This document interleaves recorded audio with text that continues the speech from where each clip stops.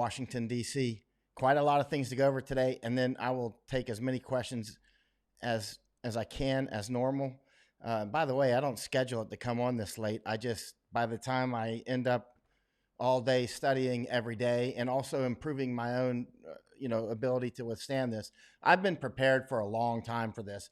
But one thing that I've learned through experience and just old Army training is you can always improve your position. So if you have any spare minute of the day, you should use that to improve your position. So I've been doing that myself. Hello, John Lee and Jacob. Well, let's see, as a few people get on, please share this out. Wait till a few people get on, and then we'll start talking about quite a few things. But please share it out. And as soon as we, hello, Dave in Canada, and Mark Wrigley in Colorado. You're welcome in Colorado, Mark. I hope everything's good out there. And Cheryl from Northern Nevada. It's just amazing that we can do this. It's just people will be coming on from Australia and everywhere else. Please share this out. When we get over a couple hundred people, I'll go ahead and let it rip. Hey, in Brazil, Gladys, I hope everything's good down there. You ever heard about the Southerners who went to Brazil during the Civil War? And I mean Southerners from like the Southern United States in the U.S. Civil War. Hey, Bashir, my Afghan buddy who's now an American. Hope everything's good with you, Bashir. And but a lot of Americans went down to escape the Civil War. They went to Brazil. And interestingly, they've had their own culture up until I think maybe just like last 20 years or so. I think I'm not sure about that, but hey, Tony. But it's interesting because when I watch videos of them talking, they talked with the dialect that my grandparents spoke in. I'm talking about Americans who moved to Brazil during the American Civil War, 1861 to 1865, and then they just stayed there, and they stayed in their own little communities. So not only did they talk in the same dialect, but they talked about the same things, like they talked in the same ways. It was very interesting. All right, let's get started here. Hey, y'all, Flack Pappy. And Bashir, I bet you didn't think you would leave Afghanistan to come to America for this. You've just had some experiences already, like the hurricane and all kinds of other stuff. Man, I hope your wife and kids are doing great. Welcome, Bashir. He came to United States I got to know Bashir in Afghanistan. And he started a saffron business because saffron is a very high density value density product. In other words, a little bit of saffron is worth a lot of money. And also it doesn't need refrigeration. It doesn't need special care. And so anyway, he imports it from Afghanistan to the United States, and I hope it's doing well. All right, let's get going. Hello in Alabama. I hope you guys aren't picking on the Missourians. Of course, they'll pick right back. Hey, Steve in UK. Hope everything's good. Kansas City. Look at everybody here. Indiana. Man. Let's get on. Let's get rolling here. Delaware, man, the only person in Delaware is actually, hey, Laird Cummins. That means like you're the only person that's in Delaware, right? I mean, I almost never meet anybody from Delaware when I'm traveling. I met 2 people a few years ago, and it's so rare that I meet people from Delaware traveling that I actually remember it years later. Listen, there's a reason I put that title up, Cash in Your Coins Now, before they turn to dust. It's because that's what I'm going to do. I'm improving my position, and one of those is time to cash in the piggy bank, right? And I'll tell you why. Look at all those coins I got.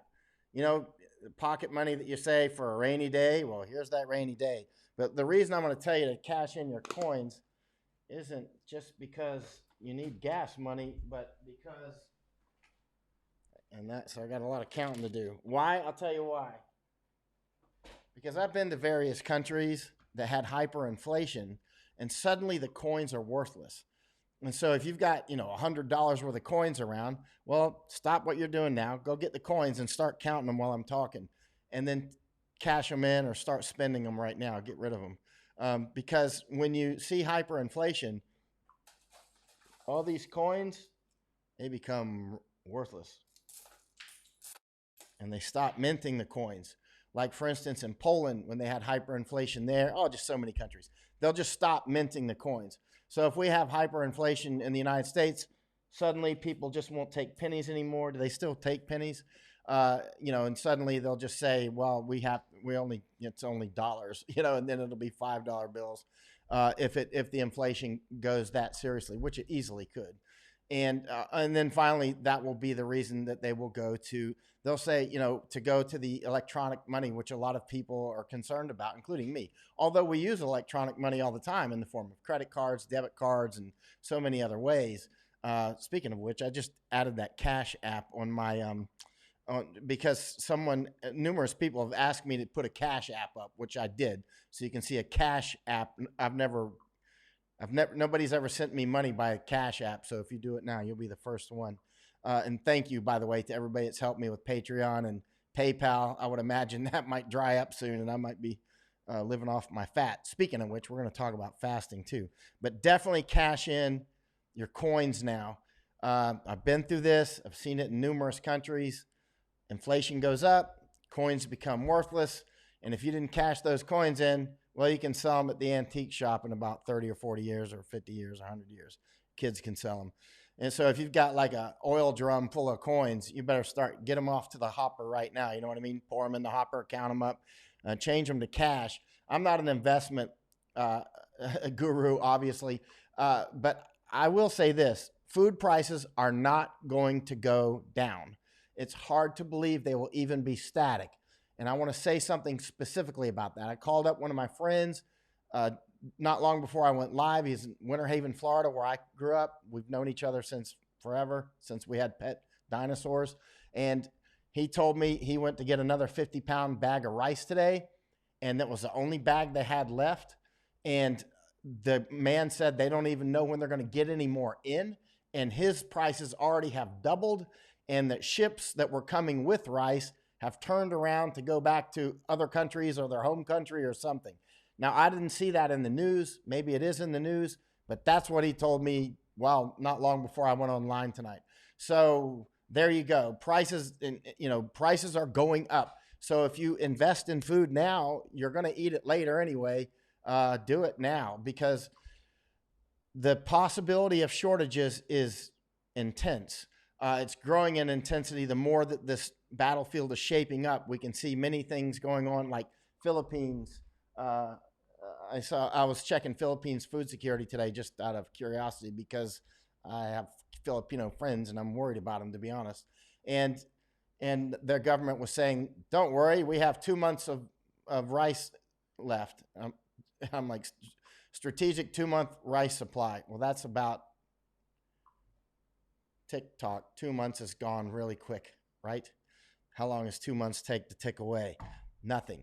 And do you even believe them? I don't, to be honest with you.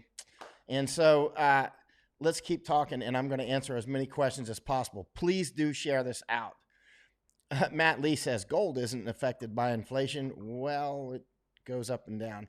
Obviously, a lot of people are wondering when they can buy gold, if they've got the ability to do it. One thing is for sure, a lot of people keep asking me for financial advice. I mean, people with like 500 times more money than I'll ever have, right? And I'm like, what makes you think I ask you for advice, but they're asking me for advice because over the years, they've started to realize how right I am on stuff. We should start an investment thing, and it would have to be really investment specialists who watch my analysis and then inform people where to invest, like invest in mask in January, if not earlier, or, whatever was going with the Iraq Civil War, Afghanistan, so many other things. And so what I will say, getting ahead of the curve, we can all look on the news and see what's going on at this moment, right? I'm trying to predict what's going to happen next with as much accuracy as possible, which is like predicting where the hurricane's going to go, but you can get it within that cone somewhat. Remember, for a long time, I've said prices on food are not going down. They're not. Buy your food now if you don't have it yet. Now, we see the government saying, who's saying this? The next couple of weeks are going to be difficult. Who said that? Let me tell you what. It's not the next couple of weeks are going to be difficult. It's not like this bad boy is going to peak out in 2 weeks. And then we're over the hump. I don't know why they're putting it like this, but they're setting people up for failure.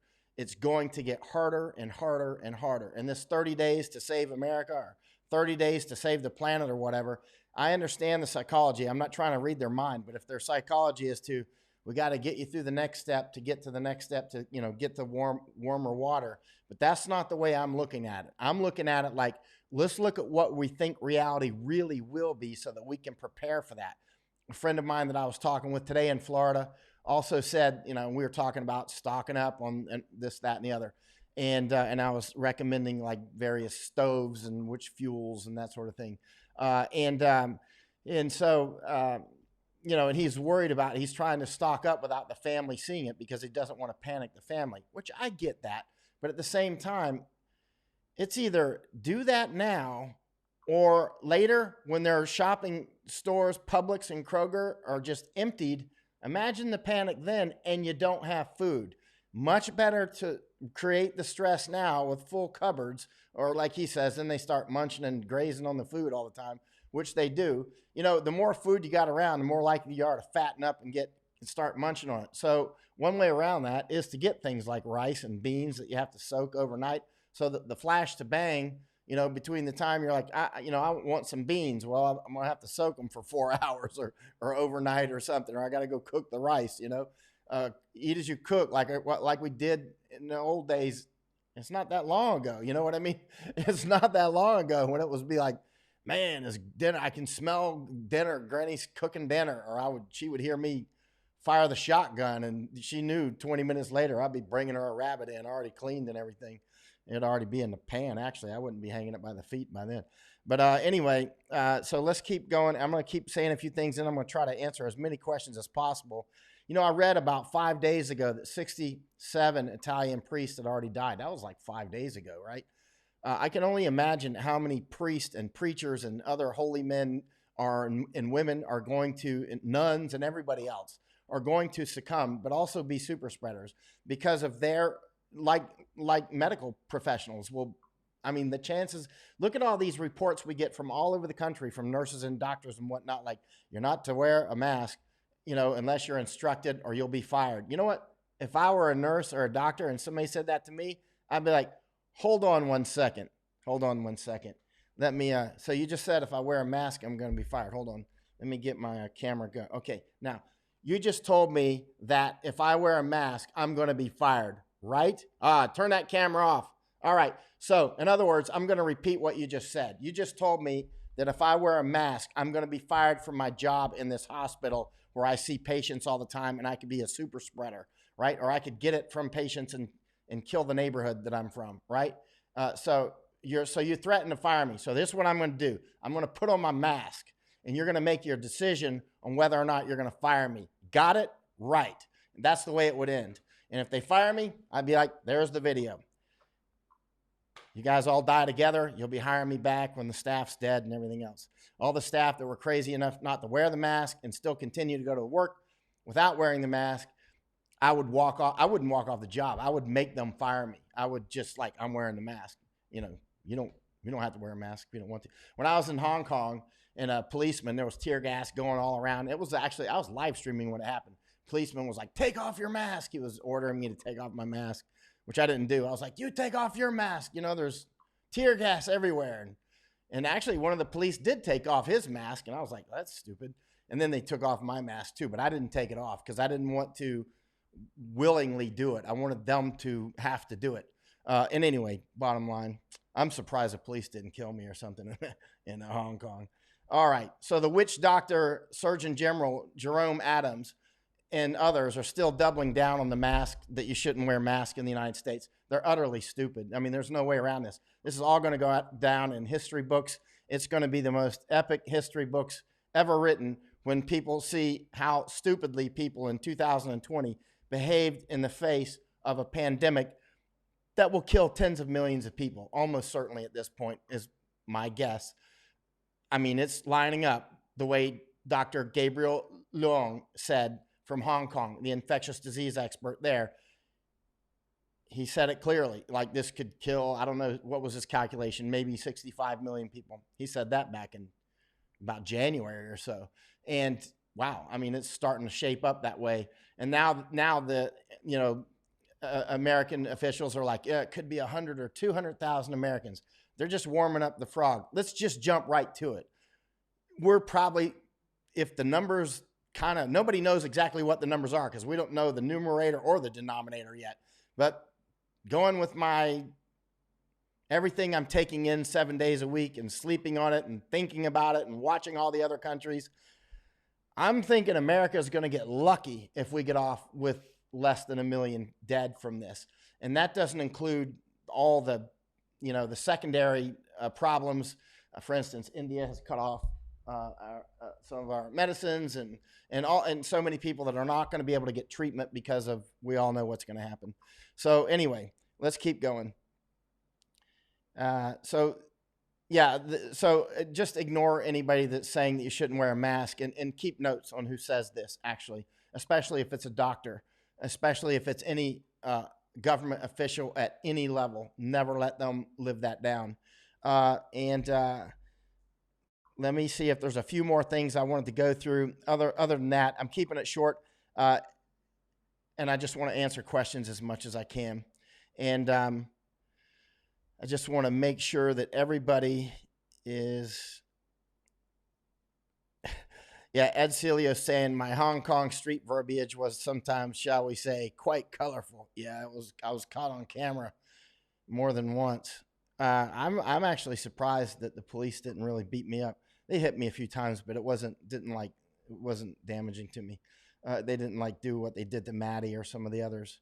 I am very interested to see, though, what the monthly death rates are compared to previous years, and not just from this disease, of course, but overall, because you still see a lot of young people saying, oh, it's only older people dying, as if they don't care about older people. It's unbelievable. Like, you don't care about your grandparents?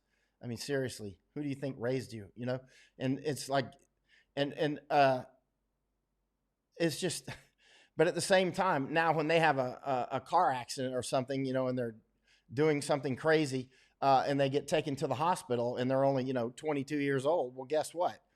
And the hospital's filled because of clowns out spreading this thing, and like these mega churches doing their, out there making money with mega ceremonies. Imagine how many people. It's going to be interesting to watch these mega churches that continue to hold their ceremonies and see how many die, and see if the churches actually stay together. Interestingly, in cults, and those are clearly cults, that would continue to go in the face of something that's clearly going to wipe out a lot of them. Interestingly, I've talked about cults many times over the years because I've studied them for various reasons. And you'll see there's a good chance, actually, that they won't fall apart. There's a good chance. It depends on how the cult leader responds. If the cult leader doubles down, he might, be able to pull them back and actually increase the size of his flock beyond all the ones that he got killed off. So interestingly, yeah. So let's get down to questions. Be prepared for electrical and water interruptions. I want to say one more thing. I'm not an investment specialist, so everybody keeps sending me questions about what to invest in. I don't know. Invest in me. How's that? Actually, if you invest in me, that's the smartest thing you can invest in. Invest in me and then listen to what I say and take it seriously. If people that did take it seriously in January bought masks very cheaply, and they bought rice and eggs and cans of stuff very cheaply, because food prices are clearly going to go up. And at this point, inflation will skyrocket probably around the world, working it not with central banks who are going to be printing money like crazy. Food shortages are assured at this point. So I'm giving you information now in the no kidding way. Not this, we're going to go through 2 weeks of hell or we're going to save America with 30 days of lockdown. Guess what? We're not. America is going to survive, but it's not going to be over in 30 days. We're not going to run to the end in 30 days, cross the tape. We made it 30 days. It ain't going to be like that. We're going to get to 30 days, and there's going to be a lot of dead Americans and Europeans and Thais and Hong Kong. It's taken off. As I keep telling my Hong Konger friends, as educated as you are, stock up, stock up, stock up. Your cultural discipline has been very good at slowing this down. Like with Taiwan, Taiwan jumped on this thing like crazy. And the cultural discipline in Taiwan was exemplary. Likewise in Singapore, but you're still going to get hit. Same with South Korea. And so we're not going to just go 30 days to save America and cross the finish line and be exhausted at the end. Stock up as if this is going to last a couple years. It's going to go very hard. Even when we remember, it's going to peak at different times across different countries and different parts of the world, and across different parts of the United States. For instance, talking with a friend in Winter Haven, Florida today, he talked about Publix is still completely full. People aren't taking it seriously, but he just talked to somebody that just came down from Boston, and he said Americans are sitting around here walking around like ducks that don't know anything that's going on. He said Floridians are about to get smashed so hard, and they don't realize it yet, even though our governor, DeSantis, I'm from Florida, I'm still a resident of Florida, by the way, even though I haven't been there in 5,000 years. I want to go back. But he's about to order a stay-at-home order. It sounds like should have done it long ago, actually. They're all so far behind. And so, but the guy came down from Boston, according to my friend, and said that, look, all the Floridians are not taking it seriously. If they could see what's happening up north with all, it's dramatic. I got an email today. Let me read it to you. Oh, heck, I published it. I published part of it already. 240 refrigeration trucks ordered for New York. And 250 ambulances, I think maybe 500 EMTs, something like that.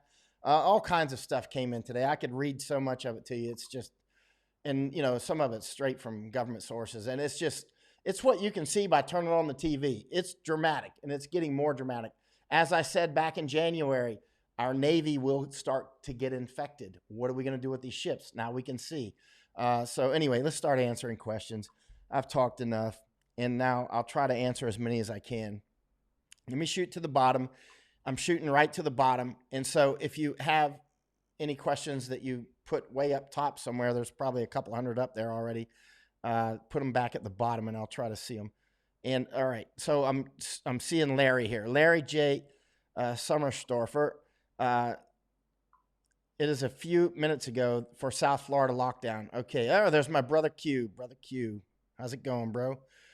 People don't know what to do because common sense is not a prerequisite of life.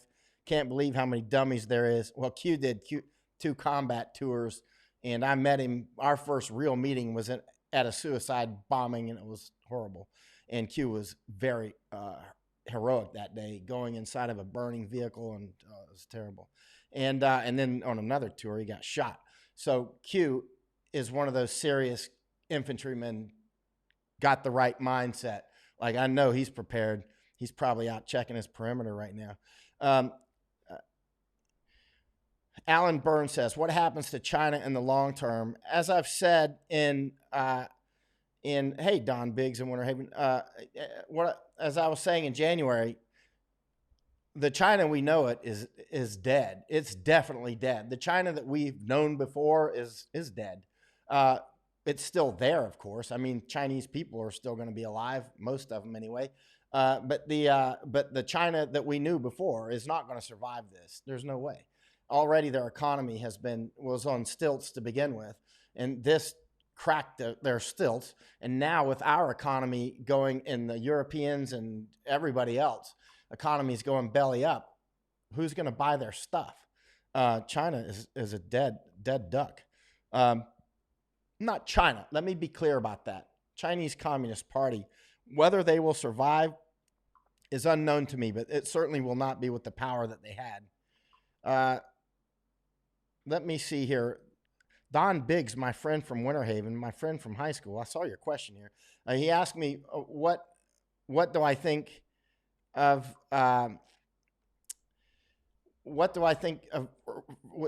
advice for my friends in Winter Haven? Well, you're gonna get hit. I mean, you're gonna get hit very soon. And from what I can tell, because I know people in the medical profession in Winter Haven and the surrounds, they're not prepared. I was born in Winter Haven Hospital, and my insider sources is it ain't ready. I mean, they're trying to get ready because I know there's a lot of very small. Winter Haven's a strange place. It's kind of a small town, but it's got A-team level people there like galore, like super. I don't know what it is about Winter Haven. Maybe it's the water, but there's a lot of really incredible people there. But even so, it doesn't mean that they're going to be prepared, because our whole country did not prepare for a pandemic, even though the infectious disease experts have been warning since long before anybody watching this was born. Yeah, as Barbara says, wet markets are up and running, dogs and cats, etc. Yeah, I mean, that's where it came from. Yeah, Tony says, if you can get mom and dad out of rest homes, do. Absolutely. Nursing homes, rest homes, whatever you want to call them, everybody in those things is going to get infected across the lands. You need to get them out. And I've been saying that since, I don't know, when did I first say that? Long time ago. A couple months, 6 weeks, I don't know. But if you got loved ones in a nursing home, you need to stop this, watching this computer, and go get them.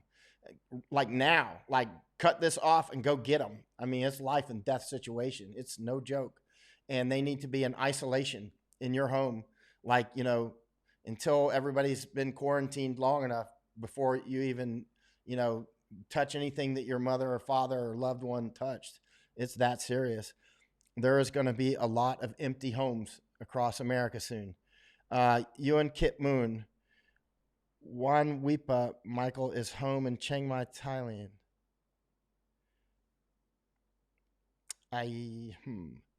Okay, let's see. Kirk Miyake, Michael, what do you know of Chinese bat virus researcher that may have been patient zero going missing? Hoping you or your contacts can vet. I'm paying attention to it, but actually I'm not putting a lot of focus on that, because what's happening ahead of us sees millions of dead people and in an entirely changing world. So that is very important on where this came from, obviously. And remember, back in January, many people, including I, were saying, hey, we need to know where this came from, because that can help our experts to prepare for what's coming. But we don't know yet, and or maybe somebody knows. But at the same time, right now, we've got a world unfolding that none of us alive have ever seen. Even if you were alive in World War II, what is unfolding now is bigger than that. This is the biggest thing in human history. I don't know of anything in all my readings that were bigger than what is unfolding now. And this virus is just part of it. That's just the catalyst. That's just the match that got everything going. And we are set for some dramatic changes. Ewan Kit Moon, Barbara reports of internal UK intelligence estimating China's death count to be 15 to 40 times higher than reported. I wouldn't doubt that at all. And Juan Wipa, I don't know what you must have asked, but Ewan Kit Moon mentioned that you're in Chiang Mai, and maybe you said something and I missed it. Oh, Larry Kehoe is saying, you say 1 million dead in U.S. over what period of time? Actually, my gut is that it's more than that. But this starts to get to be witchcraft. That's like me saying, here's the typhoon. Let me tell you where it's going to land. I don't know. I just don't know. I'm just watching all these numbers float around and trying to sort something out of the roll the bones, so to speak, if you know what I mean. It's just before a year and a half, before there's a vaccine, if there's a vaccine in a year and a half. A lot of these things, I think, are just happy stuff, happy words. Yeah, we've got something that'll cure it here. We got this, that, and the other. Remember, it wasn't long ago, people were saying that, you know, we'll have a vaccine in 2 months. It's like, no, you won't. You know, you won't. And the problem is with all these lies and fake information, like the super spreader Jerome Adams, our Surgeon General, the witch doctor general. So the Surgeon General of the United States is a naval officer. I can't believe he's a military officer out there telling these incredible lies that can lead to millions of people dying around the world. Millions. Coming out there, you know, spreading what he's saying and then all these news agencies then follow it. It's not just him. Then he says it. Then everybody else says it. Caw, caw, crows. You know, the main crow caws, caw, caw. And then you ever seen how crows do that? The next thing you know, you got 1,000 crows cawing the same word. That's why I call it caw, caw.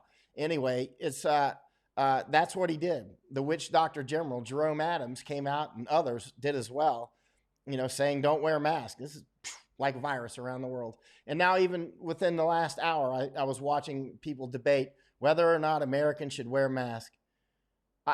This is so incredible. It's really going to be something for history books that future generations may have difficulty believing. But, you know, in the future, actually, I wrote a draft about this years ago about going to Mars. And I've written a lot of stuff that I've never published. But that there was actually an infectious disease on one of the spacecrafts. But that's an old story. That's one that's done over and over. But you know, how quickly they handle is a big, I mean, this is all, you know, this is all known stuff. This isn't any, nothing new at all. I mean, doctors were warning about this in the 1800s, longer than that. I mean, good Lord. Look what happened when Europeans came, you know, in the 1600s to America. They brought huge, or 1400s, actually 1492, Columbus came. And then, you know, through the 1500s and the 1600s, they brought a lot of diseases. And those infectious diseases are mostly what wiped out the Indians in America.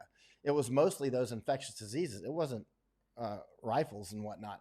It was like measles and smallpox and that sort of thing. Otherwise, we may have never beat them. Yeah, World Dunlap, behavior unbecoming of an officer. UCMJ charges for the yeah. Well, you know who his who his boss is? His boss is the president of the United States, and this is what leaves me politically homeless. Is because it's beyond me to watch this go by without calling the ball where it lands, and that flights have not been. It's too late. All these things that people are talking about, like, you know, we've got 7 more days to close those flights, or we got 2 weeks to really hammer down. It's like, no, you had 2 weeks back in January. It's way too late. A lot of people don't understand exponential functions. This is normal stuff for anybody that took any sort of math at all. Exponential functions are vital. If you're homeschooling your children and you haven't taught them about exponential functions, this is a good time to do it, right during this epidemic, right during this pandemic. Exponential functions are why this tidal wave came, this viral tidal wave. Listen, exponential functions are important to understand for so many reasons. One is, say, physics, chemistry, viruses, money. It's the same math is used on all kinds of different stuff. You know, compound interest, rule of 72, all that stuff. All those things you should learn like in high school, right? It's like, you know, listen, if this thing is doubling every 6 days, in some places it looks like it's every 3 or 4 days, some places maybe 6, 7 days. It's different doubling rates at different places. It's hard. Nobody knows because the testing's not out there. We don't know the numerator or the denominator. So what we do know is that freezer trucks are now needed for New York. A lot of people are still like, it's more. I got it from an intelligence officer yesterday telling me that still more people have died from the flu. I'm like, turn in your head, man. I mean, like, cut your head off and mail it away. Mail it to your mother. You know what I mean? What they teach you in basic training? I'm going to stomp your brains out and mail them to your mother? Seriously, an actual intelligence officer sent me a message yesterday saying, still more people have died this year of the flu. I'm like, what the hell? I mean, no wonder we're in trouble. No wonder 9/11 happened. You know, I mean, unbelievable. It's just, intelligence officer, do you guys take any math? You know what I'm saying? I mean, okay, with an exponential function, let's say if it doubles every 6 days, right? That means start at this minute. 6 days from now, it's doubled. You know what that means? If patient number 1 was November 17th or whatever it was, let's say December 1st for round numbers. Patient 0 was December 1st for round numbers. I don't know when it was. And now it's the number that we've got now, which is almost 1 million known cases, which is probably 10 times that at least minimum. It's probably, anyway. Uh, that means, let's say it's 1 million cases now. In 6 days, it'll be 2 million cases, right? Because it has doubled. That means ever since December 1st until right now today is 1 million cases. And then 6 days is 2 million cases. That means if you add up all the cumulative cases up to today, the 1 million cases today plus all those other doublings will equal 2 million, right? So in other words, the next 6 days doubles all that behind it. It doubles everything behind it. And then in 6 more days, it's doubled again, 4 million. 6 more days, 8 million. 6 more days, 16 million. 32, 64, 128, like your SD cards, right? 256, and then 124th, which is, that lady that was Pocahontas. What was she, 1024th of a Cherokee or something? Anyway, so let's try to answer some questions. So Eric Fox says, more people. Hey, Eric, I got to get you on here, man. I keep trying, and you're always running off doing something. They're still fighting in Hong Kong, by the way. Eric keeps going. Anyway, Eric Fox says, more people died from the flu than Godzilla rampaging through the city. No need to worry about the giant fire-breathing lizard, guys. Exactly. There you are with that sense of humor again. Psh, psh. All right. I got to get Eric on. Eric, I've been out on the streets a lot with Eric, and everybody's always like, where's Eric? Put Eric on. And every time I try to get him on now, he's off doing something. And so I got to get Eric on so he can tell what's going on over there in Hong Kong. Hello in Atlanta. And let's see, what is Kirk saying here? MedCram has an interesting discussion on non-pharmaceutical interventions that were used back in the days before penicillin. Could be useful in boosting inherent immunity and chop into the 20% of infected that need hospitalization. I hope so. One thing I'm cautious about during these times is, there's always, gosh, we can melt off 50 pounds, in 2 weeks. Just take this pill. You know what I mean? These miracle things are always out there. That's why snake oil never goes out of business. So, I mean, we need to lean forward and look into it. But I want to say a couple things. One is on exponential math that we'll talk about that in a second. But let's talk about another thing real quick on investment. I'm not an investment specialist, but if you followed my advice over the years, or listen to me closely and then invested wisely based on the information that I was giving you, you'd be a billionaire by now. And if I should have been doing that myself. I need to get some wealthy people around me and start saying, here's what I think. Hong Kong is in an insurgency. Why is an insurgency different? Because of X, and this will affect this, that, and the other. And it has. Remember back in July, I was like, this is an insurgency. And a lot of people are like, no, it's not. And I was like, it is. I know insurgencies better than you know your dog's breath. You know what I mean? I know insurgencies. I spent years in insurgencies, and I spent years studying insurgencies. And trust me, Hong Kong is in a straight up insurgency. That's why they're still fighting in the streets night after night. You can look on the photos, people getting beat up by those communist cops, and it's still going on. But, I need to get some rich folks around me, and we'll have some chat room, and, we'll do one of those things. Give me a small percent, and I'll tell you what's going to happen. And I'll focus on it because I have a track record that is phenomenal, and I can back that up. And so let me see here. I would invest right now in things that will save you money and are a hedge against inflation. For instance, food. Of course, if you're a billionaire, you're not going to buy $1 billion worth of food. Well, you could, and then you would be hoarding, and you might go to prison. But like solar power could be one, depending on the economics of your particular place. I mean, if you're up in Iceland, solar power might not be the best. You might have thermal. But if you're, say, in Florida or Thailand or some other place, this could be a good time to look at solar power. Like in Florida, I think you get, a big tax break. My sister told me, $9,000, I think, if you get, is that just Florida? I don't know. Anyway, you get that, and then not to mention the fact if the electricity does go out, all your freezers don't, your food doesn't go bad. But solar power is much more expensive to install in the United States than it is in some other countries. But things like solar power, with what are you going to do with your cash right now? Do you want to keep it in cash when inflation's going to go up? What are you going to buy with it? I don't see solar power being a bad investment at this point if you're in a place like Florida. I don't know how the math works out, how much the kilowatt hours cost. You'll have to work out the math yourself, but I would get right on it. Hey, Peggy. Oh, let's talk about exponential growth. Exponential growth, listen, a lot of people talk about, they get afraid of math because they see these formulas like log and what's log and all this stuff. Listen, don't be afraid of that. Everybody watching this is, a lot of people watching this are like, there's a lot of scientists that come on my stuff. For them, exponential functions are like, what? That's child's play. And it is, actually. It's not high level math. But the point is you don't need to know how to calculate it yourself. With just like 5 minutes, go over to YouTube and look at some exponential functions, some math people, high school math teachers talking about it. Could be economists, could be scientists, but it's kind of simple math. But you don't need to know how to calculate it. Like, you don't need to know everything that makes your car operate to know how to make your car operate, right? It's like, I get my key, I go to my car, I open the door, I turn it thing, I put it in the R, make sure the dog's not back there, go down the road, everything's cool. It's got to have gas. Don't go over, says 5.5, don't go over 5.5, right?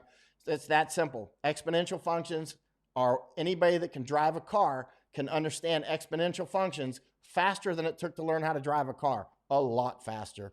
You can understand the basics of exponential functions in like 5 minutes. You won't know maybe how to calculate it. That might take a lot longer than 5 minutes. But understanding basically how like a car works, if you want to really know how a car works, well, that's going to take a long time, right? But if you want to know how to drive a car, a few days, unless you're an Afghan, then it's like a few minutes. But when it comes to exponential functions, you can, 5 minutes, you'll understand. And then you'll understand why people like me and a few others, or a lot of others actually, in January, we're like, whoa, watch this. And people are saying, oh, there's only 9 cases. And we're like, hold on, Rambo, that's exponential. Oh, it's only 18 cases. It's only 36 cases. The flu kills more people than that. You're like, careful. And here we are. UK is linear. Let's see. Hey, Justin, if law enforcement fails, call out the National Guard. I think the tank spotted going through Tuscaloosa yesterday is a harbinger that social will be forcefully locked down. Speaking of harbinger, I was on the Jason Harbinger show. You should listen to that interview. We did the interview in January. I'm really not saying anything on that interview in January that I haven't just told you, except now we actually know how the numbers are working out. Now, we're a couple more months into it and painfully correct. President Trump is not running against Demented Joe, right? Or whatever that Bernie guy is, right? He's not running against them. He's running against this virus. And this virus is ahead by lengths, right? We've lost the initiative. When you lose the initiative in a war, in a fight, in anything, you're strictly defensive at that point. Then you're trying to reduce, you're trying to either trade space for time or whatever. And that's what they're trying to do right now. Trying to space, that's why getting involved in a land war in Asia, as it were, where people can trade space for time can be a bad deal. But now we don't have a lot of space that we can trade for time, especially against an enemy that escalates exponentially.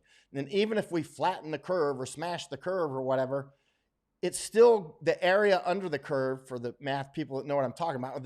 The total numbers will still be about the same unless we come up with a vaccine and we buy enough time by wearing masks, but the witch doctor and General Jerome Adams and so many others, CDC, don't wear masks.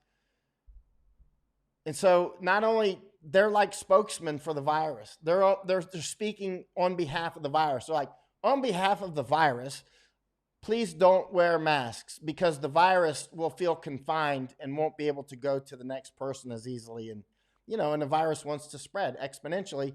And if you slow it down, the virus won't be happy. But the virus is still going to get out there. We're just slowing it down.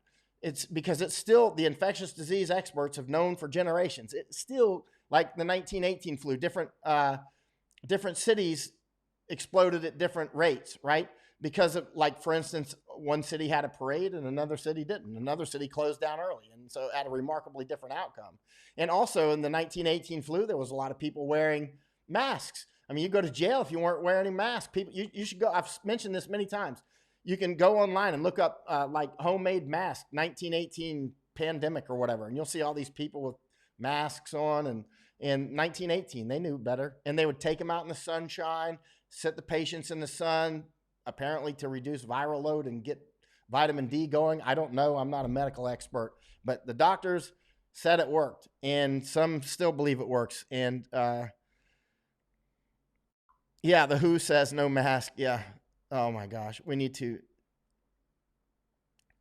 Von Deason says American individualists will never bear Asian collectivist.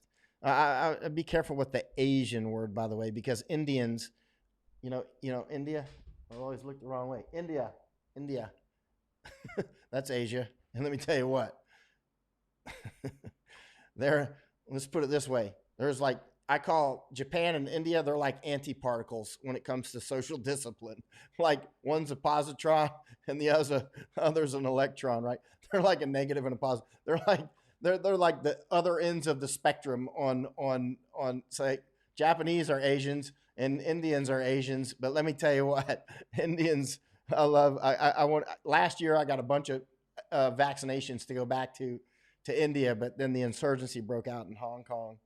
And yeah, like Eric says, it's about flattening the curve to buy more time. That's what it's about. Exactly. But we've lost the initiative. And at this point, it's already overwhelmed New York. And there's no turning back. It's way beyond anybody's control. Right now, it's strictly defensive. It's going to pop up, of course, New Orleans, Chicago, Detroit, Minneapolis, San Francisco, long list. Wait till it gets Los Angeles. Wait till, it's going to, and, a lot of people in Arizona seem to think they're exempt from this. Got news for you. You're not. And so it's going to be a big deal.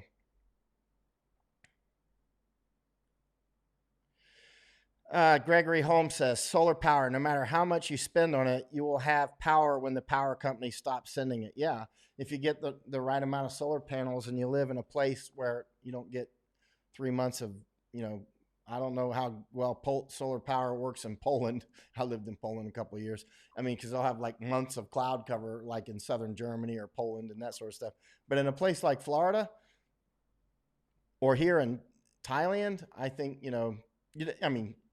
it's just math. I mean, and so that math has been worked out. You can figure out based on, the panels, how much energy you're likely to get per year and that sort of thing. Let's try to keep answering some questions. I just shot to the bottom. Kirk says, is the New York City Health Commissioner still employed? Yeah, that clown. She was up there saying, she was saying, basically go out to this, go out to that. This is what happened in 1918, by the way. Exact same thing. Where was that? It was somewhere up north. Where one of the mayors, I think it was a mayor, right? It said basically something similar, like go to some parade or whatever, and ended up just being a slaughter. Like some of these mega churches who were refusing to not have services. It'll be interesting to track those churches and see how many survive. Because by now they've taken the infections home to their families, and extended families. That's how these things work. That was epic stupidity. Yeah, definitely. I mean, there's been many people spokesmen for the virus, including CDC, including Jerome Adams, our witch doctor general, in his Navy. It just disgusts me that he's in a military uniform and he's a military officer up there doing that. It's like, I watched Jerome Adams, the witch doctor, and I need to go take a shower to get the cooties off of me. I mean, it's like unbelievable. I can't stand military. I have a huge amount of respect for good NCOs and strong military officers and NCOs, like immense respect. That's why when like a military officer, sends me an email or whatever, hey, blah, blah, blah, I'll be like, I'll immediately pay attention, right? Or NCO, I pay attention. And then sometimes we got some dirty clowns. And Jerome Adams is a dirty witch doctor clown. He just disgusts me that he's in a Navy uniform. It's just disgusting. They're going to have to take his uniform and burn it. Like take all of his uniforms and burn them. Really like change uniforms, because every time somebody sees that clown in his uniform as the years unfold, and he's like going to be on the cover of books, and he's going to be like color photo books, and it's going to be like, and here's the, by then it's going to be electronic books that have video in them, right? So you'll be like, turn the page, it'll be a video of, Jerome Adams, telling everybody not to wear a mask up in front of the White House wearing his Navy uniform. Seriously, I'd like to slap him right across his face. I can't believe a military officer's doing that. It's disgusting. James says, how do solar panels hold up in hurricanes? That's a very good question. And that's a question that everybody in Florida will have to answer before they put them on. And I've asked that question in Florida before. They can build them pretty tough. And I'm not an expert on hurricane panels. And, there's some bad weather here in Thailand sometimes too. And the last thing you want is your panels to be flying off like Wizard of Oz, right? Peggy says, Michael, did you hear a China cargo plane flew supplies to us made by an American company's a slap in the face? Yeah.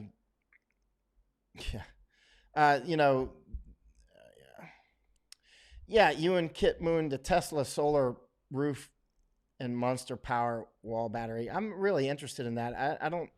I looked up today trying to see if anybody sells them in Thailand, but I didn't see any sellers in Thailand.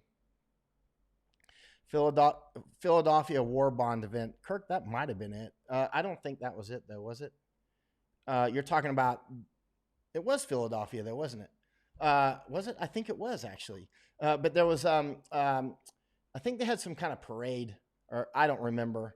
As much as I've read about the 1918 flu, some of it's volatile. Your memory is always volatile, of course. So I've read a lot about it, so I know the general morphology of it, but I don't remember a lot of specifics. Von Deason, experts say 12 to 18 months before vaccine. If they do, it'll be the fastest vaccine in history. There's still no vaccine for SARS-1. There's no vaccine for HIV/AIDS. And over 30 million people have died from that, right? 30 to 40 million people have died from HIV/AIDS, right? Think about that. And there's no vaccine for it. And there's no vaccine for SARS-1. And this is SARS-2. This is SARS-2. It's the idea that there will be a vaccine that fast. I think they're playing placebo is my guess. Now, if my job was to help keep everybody calm, I would be like, yeah, just 2 weeks from now, everything will be okay. But I know there's a lot of, soldiers and other things that watch my work. And what we hate the most? People of my mentality and their mentality is bullshit. Bullshit that gets people killed. Like happy time bullshit. Like it's just around the next corner, there'll be water. And so everybody's like, okay, then I won't fill up my water in this dirty creek. I'll just wait until we get around the next corner. And it's like, and then you get around the corner and there's no water, but that dirty creek's a mile back. You know what I mean? And you don't have time to go back. Listen, we need the truth at all times. No matter how good or bad it is, need the truth so we can plan on factual basis. And if it's bad news, we can take it. But what we can't take is, trying to prevent panic and panic buying back in January, back when you could get anything that you. So what if you cleaned out all the shelves in Europe and America and Thailand in January? You know what difference it would have made? Zero difference at all. They would have filled the shelves the next day, and you could take them all out again. You could empty those shelves out every day for a month. It wouldn't make any difference at all because the supply chains were wide open. There's giant warehouses all over the place filled with stuff. The manufacturers would just up another shift or whatever, and it would be good to go, no problem. And then everybody would be stocked up now. So, it might be saying, oh, the president or whoever started a panic, and there's only 44 cases and he started a panic. He'd be like, hold on, be patient. Actually, if he had grounded all the flights back then it would be on a different defensive move and saying, yeah, you said this is going to be serious and you damaged the economy. But I get the problem set that he's faced politically. It's definitely real. At the same time, well, here we are. Now we have food prices will go up. Inflation will go up. I don't have to be a PhD in economics to tell you that. And then if you didn't stock up already and you're in a lot of places, it's going to be more difficult already. And if you've not, some people can still get home and many people can't. Eric says, those giving in and implementing delayed responses and half measures because of economic concerns all need to go. Oh, yeah. Oh, yeah. Larry Kehoe, Fauci and Birx is that woman that stands next to, what's her name? Deborah, right? Dr. Deborah Birx, right? It's Deborah, right? Have recently said that with current social distancing measures in place and through the end of May, we could still see 100 to 250,000 die in this country. Not sure if that is the next few months, over the next year, or through August 21. They say by the middle of this month, we may be in the neighborhood of 2,000 deaths a day. Let's see, what's the date today? By the middle of 2,000 months, 2,000 deaths a day by the middle of this month? Oh, yeah, easy. I can do that math in my head. Absolutely. I would be, write it down. I'll be surprised if by tax day, April 15th, which apparently has been delayed, trust me, it's going to be more delayed. It doesn't matter if they want to collect taxes. What are they going to collect if there's 30% unemployment? I'll guarantee you, or let's say I'll give it 3-to-1 odds that by April 15th, there'll be more than 2,000 deaths a day in the United States. Give it 3-to-1 odds. It's going to be serious. Yeah. 500. That seems, yeah, that's about right. If it's 500 a day now, I thought it was a little more than 500 here. But if it's 500 a day now, then yeah, it's going to be, it's going to be serious.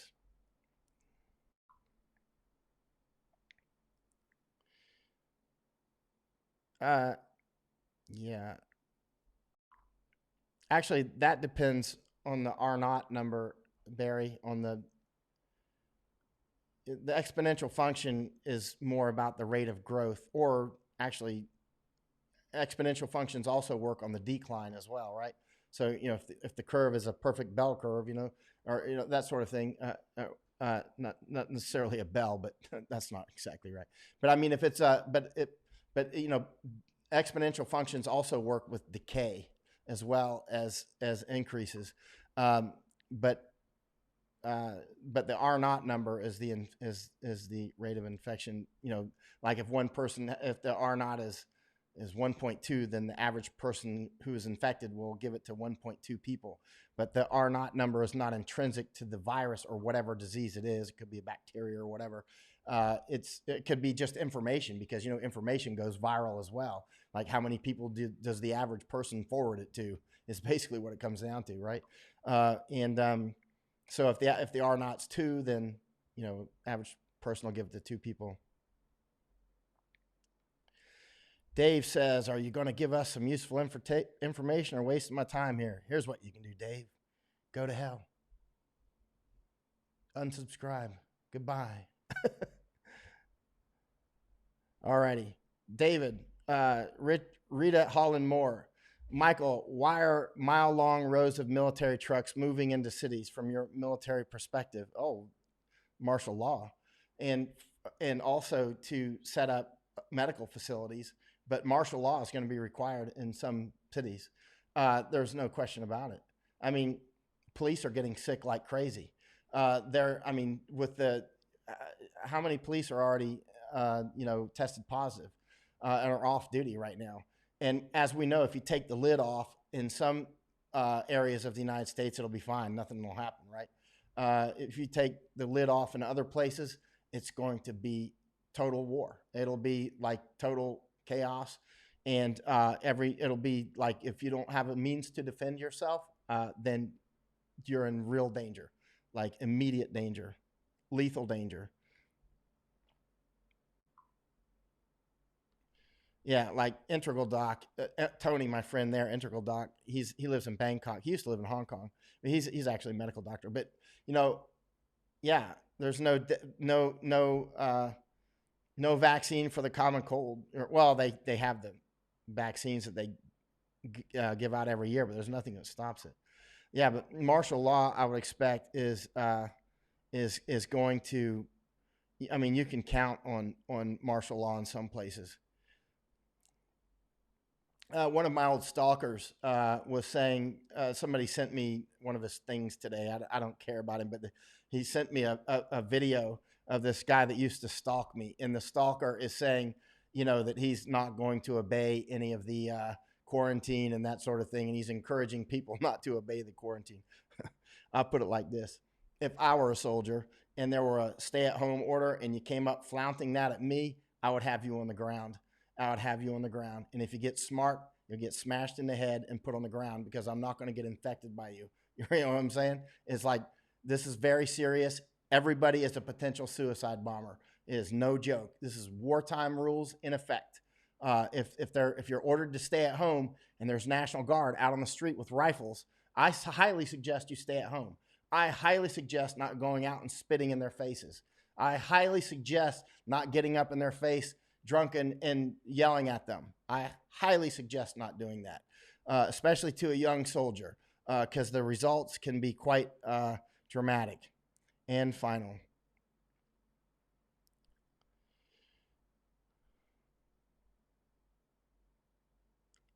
Tyler saying, do you think this pandemic will stall CCP's Belt and Road Initiative? Oh, yeah. Yeah. Well, let's talk about all the reasons. One is their economy's crumbling. So where's the money going to come from? And two, their markets are crumbling.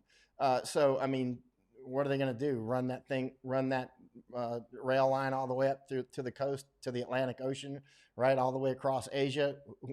What products are going to come to and fro when all the economies have melted, including the Chinese economy?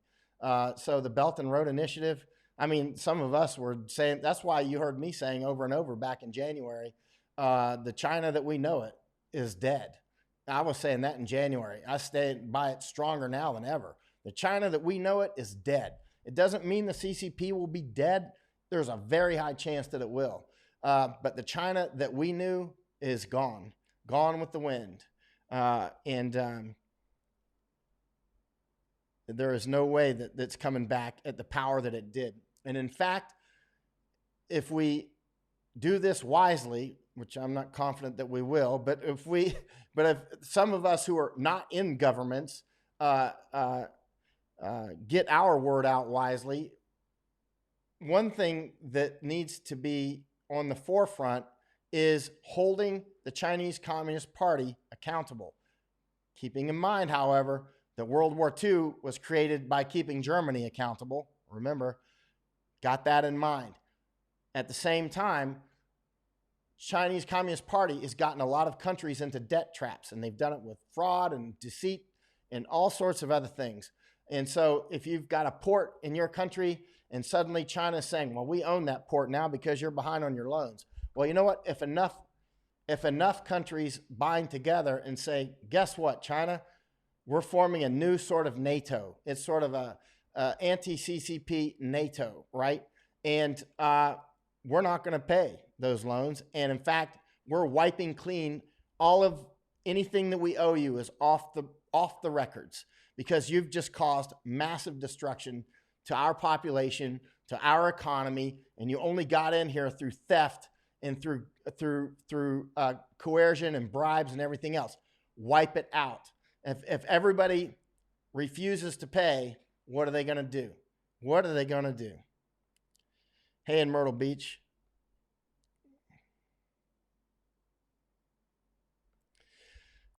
Larry Kehoe, Ryan Trainer, I'm aware of what they say, but I wanted to see what Michael said, but it seems he doesn't like short-term targets, only those a year and a half away. I don't know. Maybe I forgot your question or didn't see it, Larry.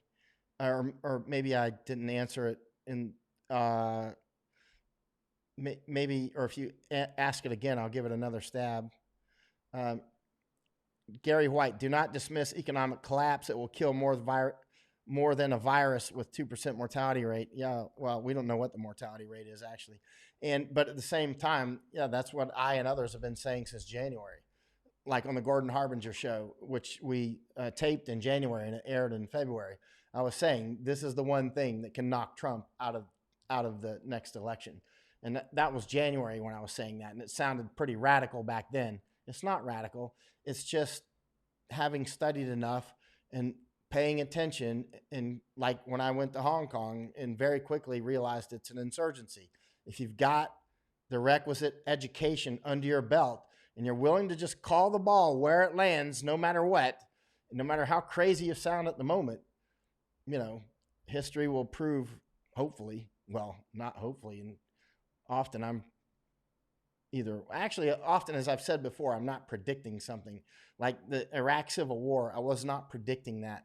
Iraq was already in a civil war in early 2005. And when I kept saying that and people were attacking me, I wasn't predicting it. It was already in a civil war, and I was in it. I was like, this is a civil war, right? And then a year and a half later, people caught up and said, okay, what was it? NBC said something like, okay, tonight we are prepared. And it was like a somber moment to say that Iraq is officially in a civil war. And I was like, that was a year and a half late. But and waiting to address it, and it was strictly for political reasons, by the way, why it was not addressed. And it was because the president, probably rightfully, and Rumsfeld as well, Secretary of Defense, were openly concerned that if Americans thought that Iraq was in a civil war, they would want to end it, right? Just go home. And they're probably right. But the bottom line is it was like hiding cancer. I had a different viewpoint. My viewpoint was recognize it for what it is so you can treat it. Because if you treat it now, because you can treat it, that civil war, we could have ended it early on. There was ways to do it. We could have ended it early, and still, what happened in 2006? By 2006, that civil war was blistering, man. It was really on, and so it took dramatic casualties and everything else to fix it.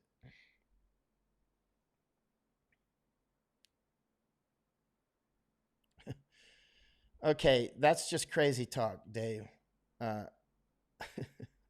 All right. Barbara Summy, those ships, those people should put their life jackets on and get on the rowboat and leave before they die. You must be talking about the Navy ships, I'm guessing. Hello in Myrtle Beach. Let me shoot to the bottom and try to answer. Right on the bottom is Sarge. It is very important to note that for every 1% loss of jobs, unemployment and businesses closing affects life expectancy also. Depression will rise. Addiction and suicides will also rise. Speaking of which, I'm going to start another fast soon. And I don't want to start it while I still have to do any, because I might still have to go out a few times. And I don't want to be fasting when I'm out and could get infected. And so, because I'm avoiding going out. I don't go out almost at all, period.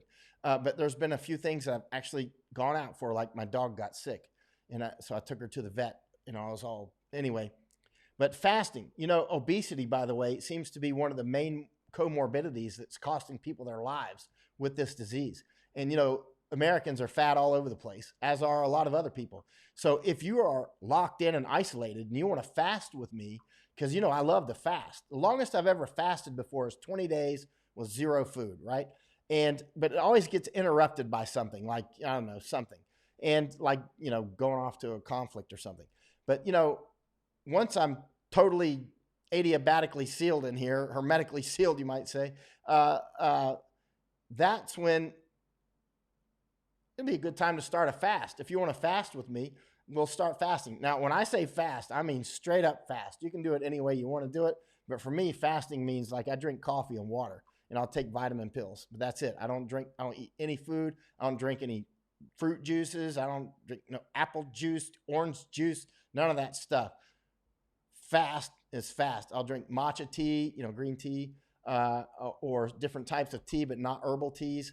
Uh, Coffee, black without honey. I love honey, but it'd be black without honey. No milk, no nothing. If you want to fast with me, you can do it any way you want. Some people do one meal a day or whatever. I don't do that. I'm not talking about keto. I'm not talking about one meal a day. I'm talking about no food. And if you want to do it, we can start that soon. And but I'm if you're having contact though with a lot of with other people and you think you might get infected, because I don't know what this might do to your immune system. So, but if I'm like hermetically sealed and I don't have any real chance of getting infected, then I don't mind giving it. I think the risk is minuscule, and so.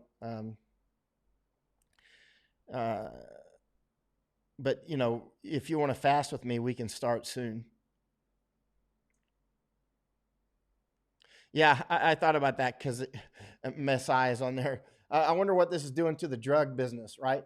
It'd be interesting to get. I was joking with a couple of my friends. What if I get here on a podcast would be like some Mexican drug dealers. Like, how's the cocaine business going now? Is cocaine still a thing, or how's whatever they're selling now, fentanyl or whatever? China, biggest drug dealers in the world coming from China. And they're fentanyl. I wonder what this is doing for this. Oh, Edward, he fasted last year for 14 days straight with no food whatsoever. When you suggested it, greatly helped me. You're welcome. Thanks a lot.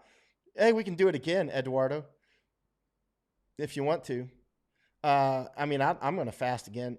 And also, again, obesity seems to be a leading cause, according to the doctors, of people, of death for this disease, for the G's disease, or the CCP virus. And yeah, Eileen says intermittent fasting is supposed to be good for the immune system. I've read that. I don't know, I don't. I know one thing: fasting makes me feel really, really good, really super good.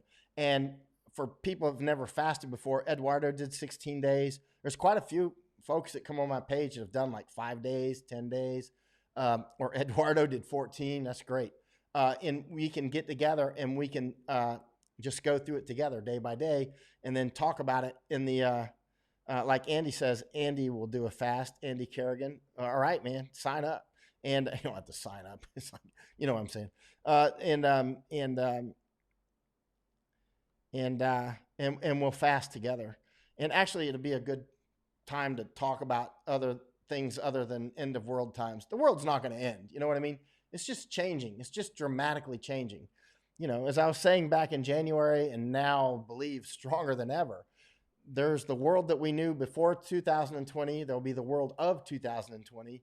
And then there'll be the world that comes after, like 2021, 22, and we start to come to the other side of the actual virus itself, and then into the dramatic changes that have occurred, which will be a lot. Stuff that we can't really know what they are yet. I do strongly believe there'll be famines and wars. That's just a consequence of things like this. I just don't know exactly where, when, or who. Let's see what Eric is saying here. And Chris says he's in. All right, man. We'll fast.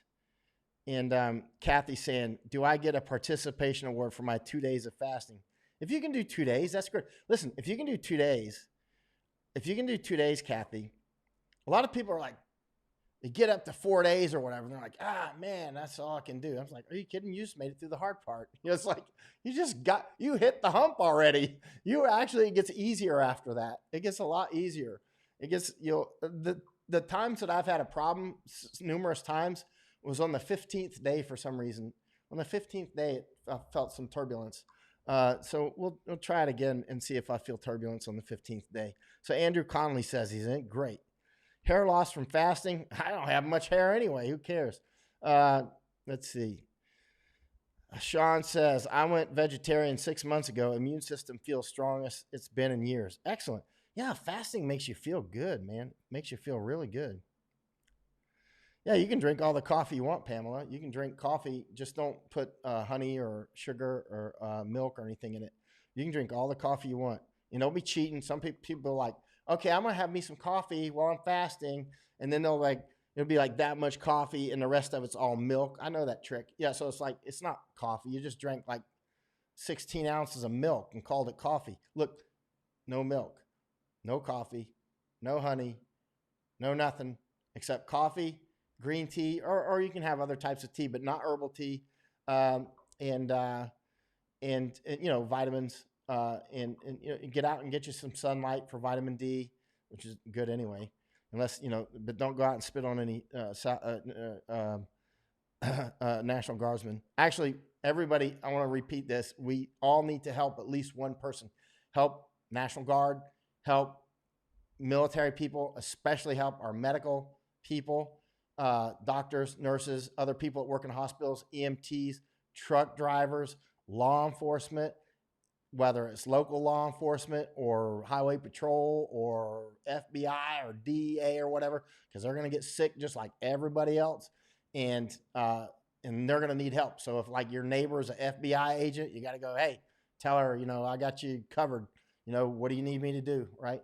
Because I need you out on the front line because to keep this world from going too crazy, but they are going to get sick more than others. Like stewardesses, why do we even have airplanes in flight anymore? But we need our truck drivers out there hauling the big rigs, and we need the trains rolling.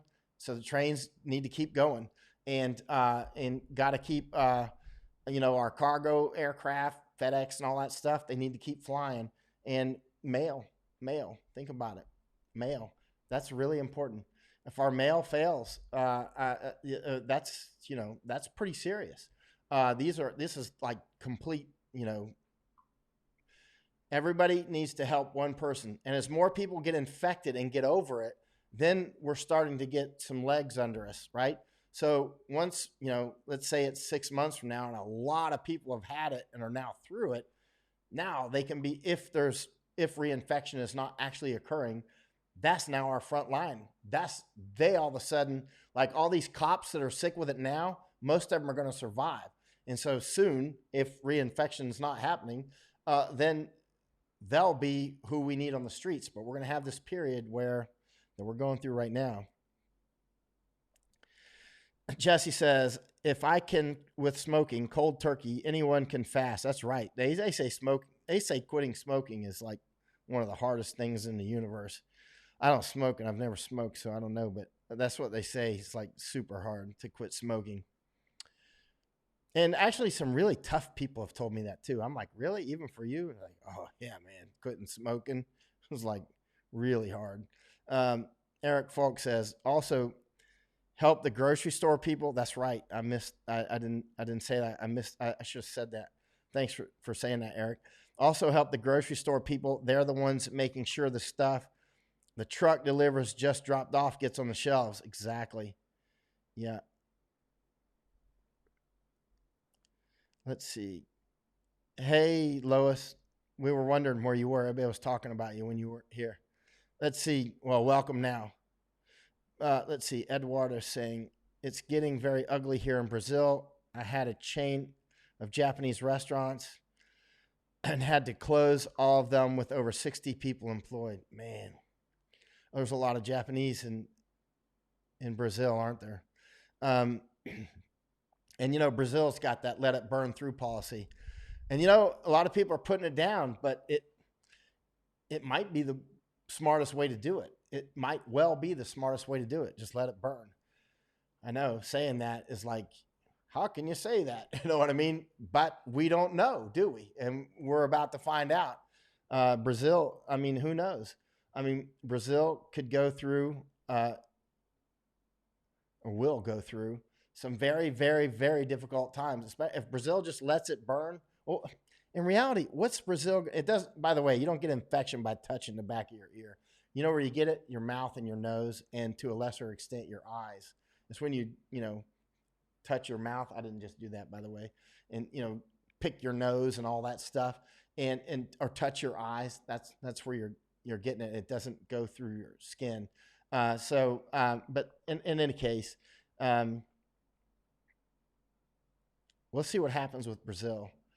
But Africa as well, and well, most of the world, Bangladesh, India, most of the world, United States, but most of the world has even far fewer resources, of course, in the United States. And essentially, it's just going to burn through. I mean, really. Uh, you can order everybody to stay in, which I've been a fan of since January. But at some point, I mean, we've let it go so far. I'm starting to wonder in the last recent days or a little longer whether at this point, because we've lost the initiative so much. I mean, because I've kept saying ground all flights, stop all trains, stop everything, stop all interstate travel, make stay at home orders across America, right? And across Asia and Europe. But we've let it go so far. I don't know. And anybody that says that they do know, and they're a medical doctor that said you should not wear a mask, okay, you're out. You're out of the club. You know what? Don't want to care what you said. It has to be at least somebody that was smart enough since January saying, hey, this is a big deal and we need to wear a mask. Anybody that was saying it was not a big deal in January and it's just the flu, I really don't care about what they think about what's going forward from here. You know what I mean? But let's go here. Matthew, my wife is a pharmacist and my 17-year-old daughter is a cashier at a grocery store. I've been spraying their shoes every day with 99% alcohol in the soles. All that spittle and cough and junk ends up on the floor. Eee. Hope this helps. Uh, yeah, I don't know, Miss I. What's going on with that? I don't know. Hey, Eric, have not heard any method. Have not heard any method that everyday people can do, but have heard they're doing it industrially via hydrogen peroxide vapor for N95 respirators. Yeah, and soap. Remember, soap and water is. Let's see what Eduardo's saying. Brazilian President Bolsonaro wants to let it burn because of the economy, but the state governors are against him and put their states in lockdown. See, that's a thing in the United States as well, Eduardo. Like our states have a lot of power too. The power to make their own decisions or to screw up, to do right or wrong. And It's just any medical doctor who was saying don't wear a mask, I'll never trust him again forever. Like if it's like 10 years from now, 20 years from now, 30 years from now, and some doctor is now the Surgeon General, and somebody says, "Oh, but this is the doctor that said at the beginning of this pandemic not to wear a mask," I'll be like, X, I don't believe anything you're saying. There's nothing you say that I'll believe ever again. Edward, you and Kit Moon, will lockdown work in Brazil's favelas? I was wondering the same thing, Ewan. I was wondering the same thing, and you already know the answer to that. I think that was a rhetorical question, right? Because my guess is that education is not big in those neighborhoods, and also I've never been in them. I've never been to Brazil, but I've read about those, and it sounds very densely populated and undisciplined in those particular neighborhoods. Cheryl Frost saying total lockdown for 21 days in South Africa and Namibia. Can only purchase essential items, visit doc or dentist, no alcohol, no cigarettes. If our so-called third world country can lock down within a week from the first cases, why are the first world countries taking so long? Political cowardice. They're political cowards, bottom line. Invest in economic interest. I mean, big business people saying keep it open, keep it open. There were still cruise ships cruising around. There were still people doing advertisements on television for cruise ships, even while this was going. You're like, right. Eric Fox says, heard the cartels are actively enforcing their own stay-at-home rules. on their own turf. I wouldn't doubt it. Oklahoma has a slow to act governor. Bolsonaro. Let's see. It's hard to say at this point. I mean, you know, it's we've lost the initiative already. Containment is out of the question. Is simply not going to happen. We had that opportunity in January, blew it, and blew it all through, February and all through March. Now we're into April, right? And you still see people going, we still got a week or two to get this thing under control. It's like, no, you don't. Knock, knock. The Grim Reaper's at the door. We've been warning since January. Now it's too late.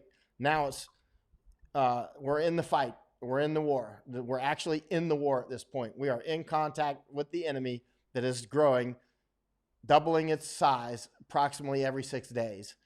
And it's not going to tap out and peak out in 2 weeks. That's utter bullshit. I mean, maybe it'll do it in New York, maybe not. But then there's all these other cities around the world and around the United States. And so it's just not going to, period. It's not in the math. It's not even in the math. It's like thinking a hurricane's there's a hurricane and it's just going to magically disappear in 5 minutes. Have you ever seen a hurricane do that? No, after they ravage Florida or someplace, eventually they fade off, but that takes time too, right? They don't just disappear suddenly. Barbara Summy, do I think the CIA listens to your broadcast? Yes, I know they do. Let's see. But do they pay attention? I don't know. Let's see. Stephen Whitcomb, speaking of ships, what happens when the Comfort Navy ship gets a case? Well, it will. It will. Hospitals, nosocomial infections are hospital. I remember when I was a kid reading about nosocomial infections, and it was in maybe Scientific American. Actually, if you look, and I used to read every issue of Scientific American for years and years and years, back when it was real science, and it was, really, really great stuff. And a lot of it was, I couldn't understand all of it. Some of it I could, but there was a big article on nosocomial infections. So that was maybe in the early 80s or something. Anyway, or 70s even. I don't even know. But anyway, it was really an eye-opener because in this article about nosocomial infections, which are infections that you get from a hospital or a clinic, right? And you start to realize the problem set that our health facilities have in keeping the diseases down within their facilities. It's a really difficult challenge because these, bacteria and viruses, they're in molds and everything else. They're their life, they're Mother Nature wishing to, fill the space. And whether it's air conditioners or, so many ways these things spread, it's mind blowing. A lot of it's really simple stuff like telephones, but door handles. That's why I was asking Anthony recently. I've been trying to find good door handles that are antimicrobial that I could. And I like antimicrobial door handles. Hello, Sita Pormoas. Have always been your fan, Michael. You have unsurpassed journalist professionalism. Thank you. May the blessings of Buddhism, 3 jewels, keep you safe. Thank you very much. And I'm just a writer, by the way, but I really appreciate it. Hello from Oklahoma City. Hunkered down. Lisa, you ready to start fasting? Oh, what's the deal with the coins? Lisa is saying, Stevenson. Oh, I'll say it again because I'm sure a lot of people have already left, and there's everybody that's on now probably wasn't here when I started. You know how a lot of people have jars of coins or piggy banks? I've had a piggy bank since I was a little kid. Now I got this one, which got coins from all over the world, actually. And that's one of them. And, well, I've been in countries with hyperinflation, like Poland, as an example, Czechoslovakia, Romania, others. And the coins go from being these coins are still valuable, right?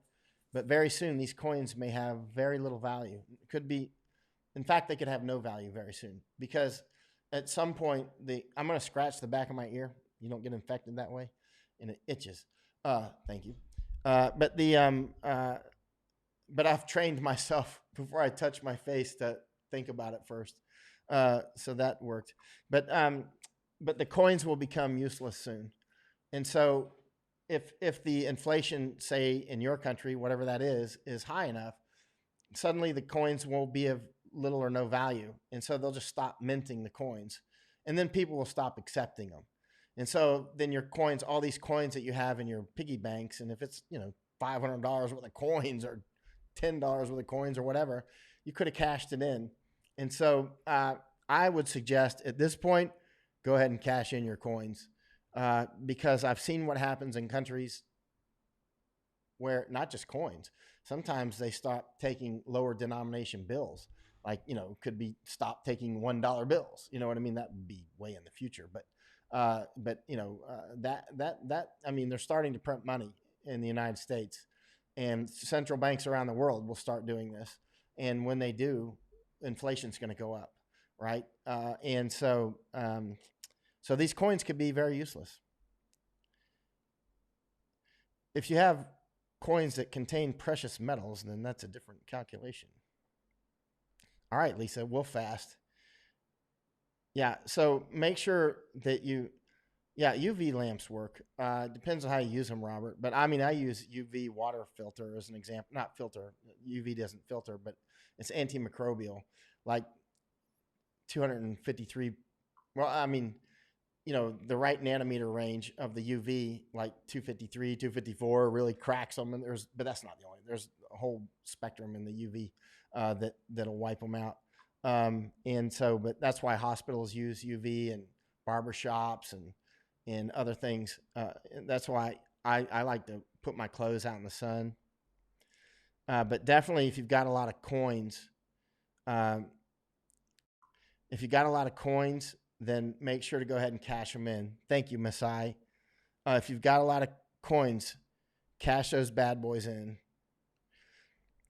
Fern says some of our stores in Canada won't take cash. One thing you can do with these coins is, first of all, just count them and bag them up.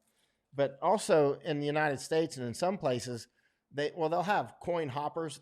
They'll just pour them in and it'll sort the coins. They might charge you. They might charge you some money to do it, but they just pour it in and then it'll count it for you. It'll separate for you. And so they can do it in like a couple minutes. You can have $500 worth of coins. If they got a great coin machine, it'll count those coins so fast you wouldn't believe it. And then they'll just be like, here's a receipt and here's some cash, right? Or they can deposit it into your bank account. And then I would take that coin money and buy solar power or something like that. You know what I mean? Yeah, I would take Megan, I would take your coins and go ahead and cash them in. Uta Simbach in Deutschland. Thanks, Mike. Got a solar power bank today. Very expensive, but now it's good. Now it's good to me. Wow, but you're in Deutschland, so it must be the ROI, the return on investment, I think in Germany would be a little slower than Florida because of your weather. But first of all, you're farther north, so you don't get as much internet radiation to begin with. And then you're sometimes like your winter times, you know how it is. You live there. I only lived in Germany 4 years. Ich war 4 Jahre in Deutschland. Es war sehr gut, sehr gute Zeit. Alles vorbei jetzt. Alles hat ein Ende, nur die Wurst hat zwei. Jawohl, mein Schatz, das ist vorbei. You know that song? I'm sure you do. Yeah. What did you get on? You know what I would really like is hey, David, I'll keep them coming. I'll answer as many questions as I can. I'm still going at it because people keep asking really smart stuff, or they say stuff and I'm learning. So you know how I am. If you want to keep stringing me out, you got to teach me something every 30 seconds or a minute, and then you can keep me going for until I fall asleep. You know what I mean? So that's why people are like, how when people read some of my serious work, they're like, wow, I got really engrossed with your work. How do you pull people in like that? You know what my trick is I just like in every paragraph I try to teach something that you probably didn't know. You know what I mean? Because I that's the way I am. Like I'm like a fish to bait. You know what I mean? If you teach me something new every paragraph, you can bet I'm going to read the next paragraph. You know what I mean? If you can teach me, you know, anything that's interesting. Oh, Gordon Chang is on Fox Business right now. Speaking of which, am I going to be on with him tomorrow? Let me check my email real quick. Let's see.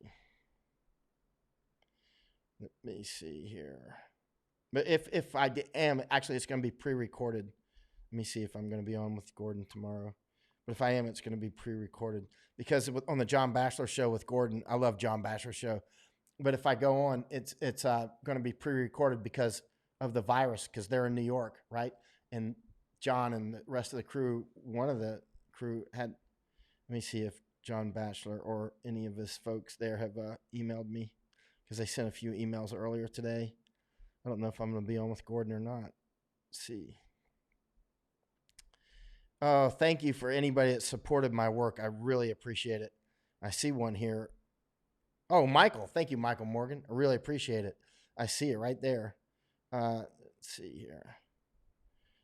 I don't see any more emails from Gordon, but he asked me from John Bachelor, but he asked me if I wanted to come on either tomorrow or Friday, and of course I said, yeah, I love coming on John Bachelor show with him and Gordon Chang. But you know, every time I go on that show, though, I always need to get good sleep in advance because they always ask, like, you know, they ask questions that you got to be alert for, you know. Barbara saying, what happened to you? I came on where you said something about being hit. Police, did that happen? Oh, no police in Thailand have ever been bad to me. That was just Hong Kong, and they didn't hit me badly. They didn't hit me the way they hit Hong Kongers. It wasn't like that. They didn't, like, you know, beat me up or something. They beat the Hong Kongers right in front of us. Sometimes it's terrible, horrific. It's like terrible. You know, I got to get Cody Howdeshell on here sometime, and Eric Falk again too, and let them talk about it because they've seen it as much as I have. And actually, at this point, remember to make light of what's going on. Focus on hobbies, fulfilling things, and be sure to buy some lasting sweets. The thing is, man, if I buy chocolate, I'll eat it. So I don't want a chocolate around if I'm going to start fasting. Because, you know, no matter how much discipline you got, there's only so much discipline that anybody's got. So you have to budget your discipline, actually. You have to budget your discipline and focus your discipline. You know what I mean? And because if you don't, if you try to discipline yourself on too many things at once, the whole house of discipline cards will collapse.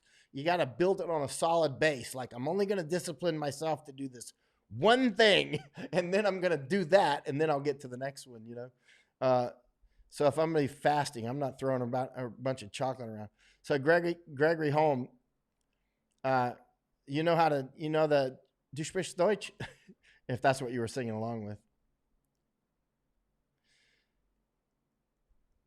Yeah, Gordon Chang doesn't like CCP. Oh, no. That's why Gordon Chang, Maura Moynihan. Maura's going to come back on, by the way. Oh, man, I should have sent her a message. Yes, chocoholic. Mike Morgan says, love you, brother. As soon as I get my stimulus money, you'll get more. Well, I appreciate it. I really appreciate it. I could use it. Let's see. When the Kelly Renee, Michael, when the food insecurity settles in and people in the U.S. begin to lose their stuff, what would your plan be in a city? And for someone like me with limited funds, I am a travel agent, so you can imagine my hell. Oh, man, yeah. Well, first, go through your resources in your head. Like, resources could be, you know, could be your skill set too. Like me, I can go out and live in a campground. You know what I mean? I can. I can go out and live in the woods, but a lot of people can't do that. But I could do that quite comfortably, actually. I mean, I could go get a tent and a Coleman stove and, you know, a lantern, and I wouldn't have any rent. You know what I mean? Some people can't do that, but I mean, or live with friends, away from the city. But remember, it doesn't take a lot of money to have a lot of food if you buy the right stuff. Rice, which price is going up, dried beans, that sort of thing. You can actually go a long ways. And actually, if you want to start fasting with me, I'll teach you how to use less calories. I love to eat, man. That's why I'm fat. I love to eat, but I also love to fast. And and I love to do, I love to go do sportsy stuff, even when I've got extra weight on. But if you want to learn how to use less calories and so that you feel good, and even when you're not eating, I'll show you. I mean, I go both. I'm like, I don't know what I love more, food or fasting. I would have to say food because I'm not skinny, but fasting's great. Yeah, travel business is. Kelly says, lived in Nicaragua in the middle of nowhere. I wish I were there now. Yeah. Uh, I've been to Nicaragua, but that was a long time ago and only for like a week or something. Neha says, nobody likes CCP. If you have ever lived under CCP, you'll understand. Yeah. I haven't lived under CCP, but I've been to China quite a few times, and Tibet, and of course, Hong Kong and Taiwan, which are not China. You know, look at Hong Kong, or you look at Taiwan as an example, or you look at Chinese in America, right? And you look how good and successful they are, right? Because if all these other Chinese did not exist, like in Taiwan, if they didn't exist in Hong Kong or in Singapore, or I've been to Singapore, I don't know, many times.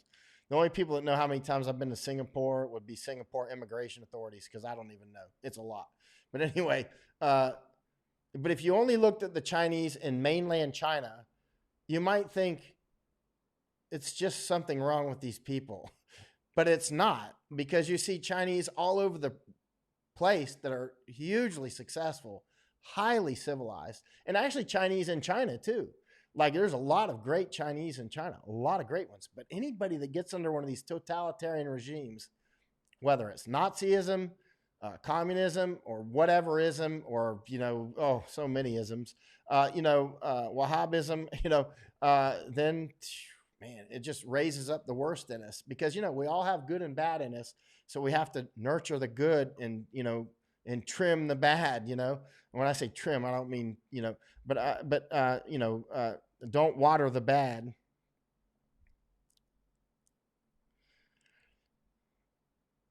Let's see.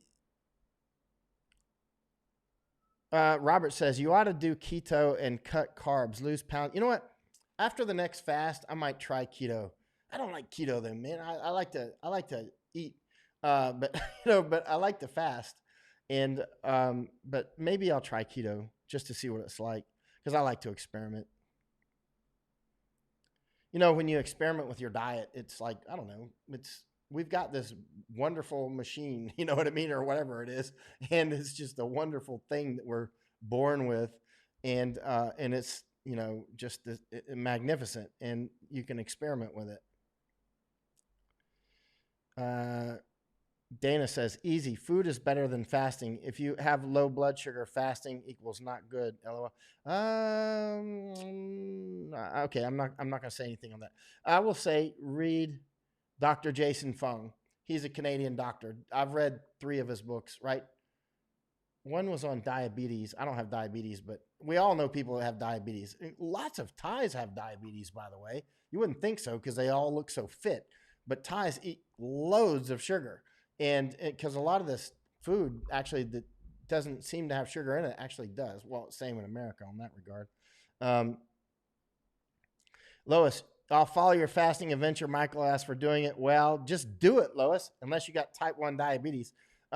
Or, actually read Dr. Jason Fung's book on fasting, and don't just read his, but he's a good one to start with, and then read others, and, and then there's a lot of, you'll have to sort out the BS, the noise from the signal to noise, use some of your own sensors for that. But, obviously that's what I try to do, is find people that are reliable. And because fasting is something that's been done for thousands of years. I mean, all the major religions do it. Thank you, Kim. You need to depork too. Depork. You need to depork. Long pig. We'll talk about that some other time. Uta Simbach says, bought a book with survival combat tricks, living in the wood, and good mall of my area. Yeah, it's easy to live out in the woods, actually. It's quite easy, actually. It's not difficult. Let me be careful with that. The jungles and the woods are different around the world. In some places it can be really dangerous to live in the woods. In other places like Germany, it's not going to be dangerous to live in the woods. But in some places like, Belize or something, where there's mosquitoes and the bugs have a lot of diseases, or in other places it might be tigers, like literally, but in a lot like Germany, it's not dangerous to live in the woods. Gary says, you can't fight a virus without an economy. Economic collapse will cause governments to fail, civil unrest, mass starvation, war will not end. Yeah. See, that's the problem that you're talking about, Gary, and you're right. You see, that's the problem. And everybody that's paying attention knows you're right. And that's where you get into this. The disease is bad. Collapsed economy could be even worse. It's really difficult to restart it. So do you just let it burn through? You say that, people, and me too, I have a reflexive like, whoa, but at the point that we've gotten now, because we had the chance to lock down, we've blown it. That's finished. And the idea that we're going to suddenly unring this bell, it ain't going to unring, period.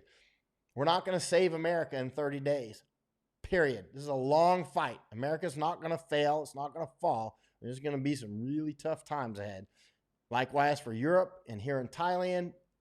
Japan's got it coming. Singapore, even Taiwan, Hong Kong, a lot of places all around the world. Everybody's going to get hit with this. Nobody's going to escape. Look at Netherlands. Look at the statistics on Netherlands, little Netherlands. And so many other places are about to be smashed. But we'll get through it and we'll come out the other side changed. But this is also an opportunity to remake things better, because this is a chance during this lockdown time and this transition period to rethink and rework a lot of things, right? We got time to sit here and talk and think, all the hectic stuff, if you've got enough food and other things, you can start thinking, well, how can I, because you're going to have to make money somehow, sooner or later, you're going to have to get back into the economy, right? And a lot of people, the economy is not going to completely die. It's just, it's not going to collapse into a black hole and event horizon, everything's gone. We're still going to have our bridges. We're still going to have our roads. We still got our airports. We still got all of our homes. Still got all the electrical wires that our ancestors put up. They're still there, right? Still got our time phones. We still got all these phones. Oh, we're still going to have all this stuff to restart with, right? Look, you seen how people can make everything in the world out of a milk jug, and like 10,000 things you can make out of a coconut and bamboo. There's almost nothing you can't make out of a coconut and bamboo. And we're just going to have to remake our economy. That's all. And we've already got a massive head start. We've already got great farms and farmers. We've already got great water. We've already got, water systems in place. We got millions of highly educated people around the world, every country, well, a lot of countries. And so it's not like we're going to be starting from scratch and this is suddenly 8,000 years ago and we're emerging from caves or something. You know what I mean? It's like the roads are still going to be there. You know what I mean? So it's like, it's not the end of the road. It's just a sharp curve. We got a sharp curve ahead. Dana, I have no excuse not to figure my tax deductions. Yeah. That I wonder what's going to happen with that. Kelly Renee, I think walking back some of today's conveniences and ways of doing things would be wise. Yeah, I agree. Uh, Megan says burn through includes almost also out most intelligent and wise. Let's see. Burn through includes also out most intelligent and wise. No generals and top surgeons and the most knowledgeable in every field. Don't. I'm, I'm not sure what you're saying with that. Maybe you can reword it and post it again. Um, Lois says, I agree with that. YT commenter, stop support to CCP. Absolutely.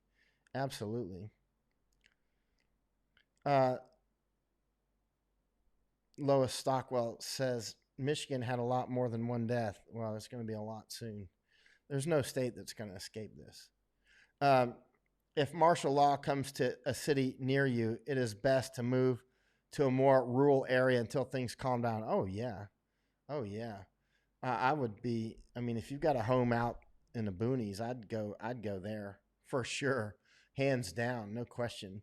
Uh, oh, keeping in mind, you know your situation. I don't, but I'm looking at it in my memory bank. I would, based on my experiences around America and around the world, I would want to go to a less populated area.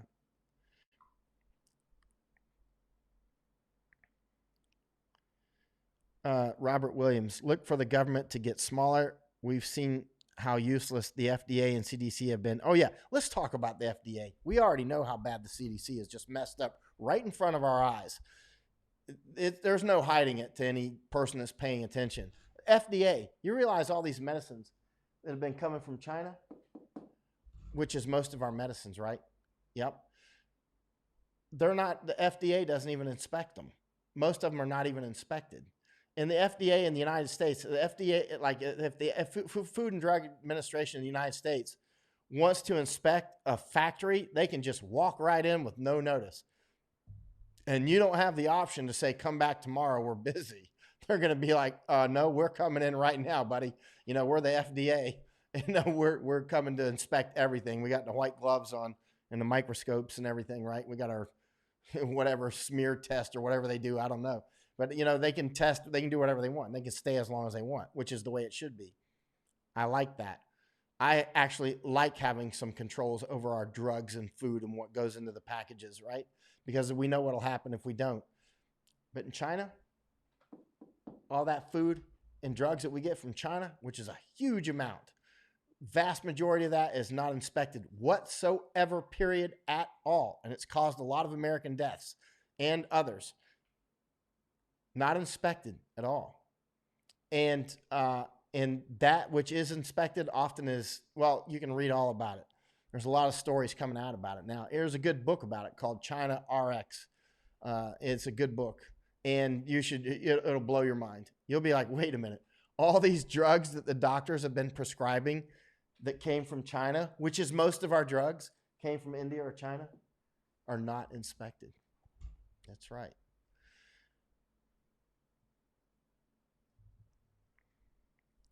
Ewan Kip Moon says, Robert, historically, when government agencies fail, they claim it is because their budget was too small, and people believe them. Our government's failing because our budget's too big, and they're listen, like USAID still sending out PPE like masks and stuff around the world. I've been saying for years, we need to cut USAID to a fraction of what it is. There are people that need aid out there, but I've seen USAID in action, and let me tell you what, they're just shoveling your money like coal into a fire that does nothing. It's like it doesn't even go to a steam engine. They're just shoveling it into a fire. You know what I mean? It's like you should have seen what they were doing in Afghanistan. It was unbelievable. It was like they had all these not black water, but they had all these, people making $1,000 a day during doing security for them. There might be 20 of them or so. I don't know. They might have, that's just their security force, 20,000 a day or whatever. And then giant houses and stuff. And I'm like, is there anything that actually makes it to the villages, other than pictures of boxes? It's ridiculous. Meanwhile, the United States right now don't have masks, and USAID has been sending masks to other countries.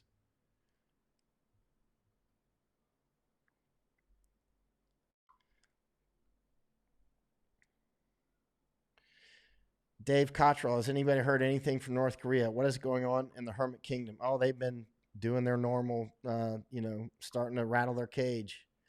I would just be really clear to them that even if all of our Navy is back in ports and everywhere, we got a very hard fist, and it can fly very fast, and don't mess with us.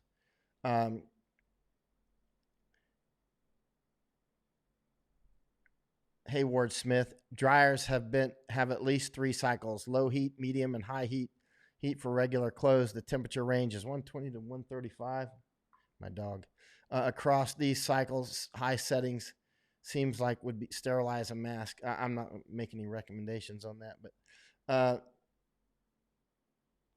it's funny because remember back in January, I was talking about possibly sterilizing masks in the sun or whatever. There's got to be ways to do it.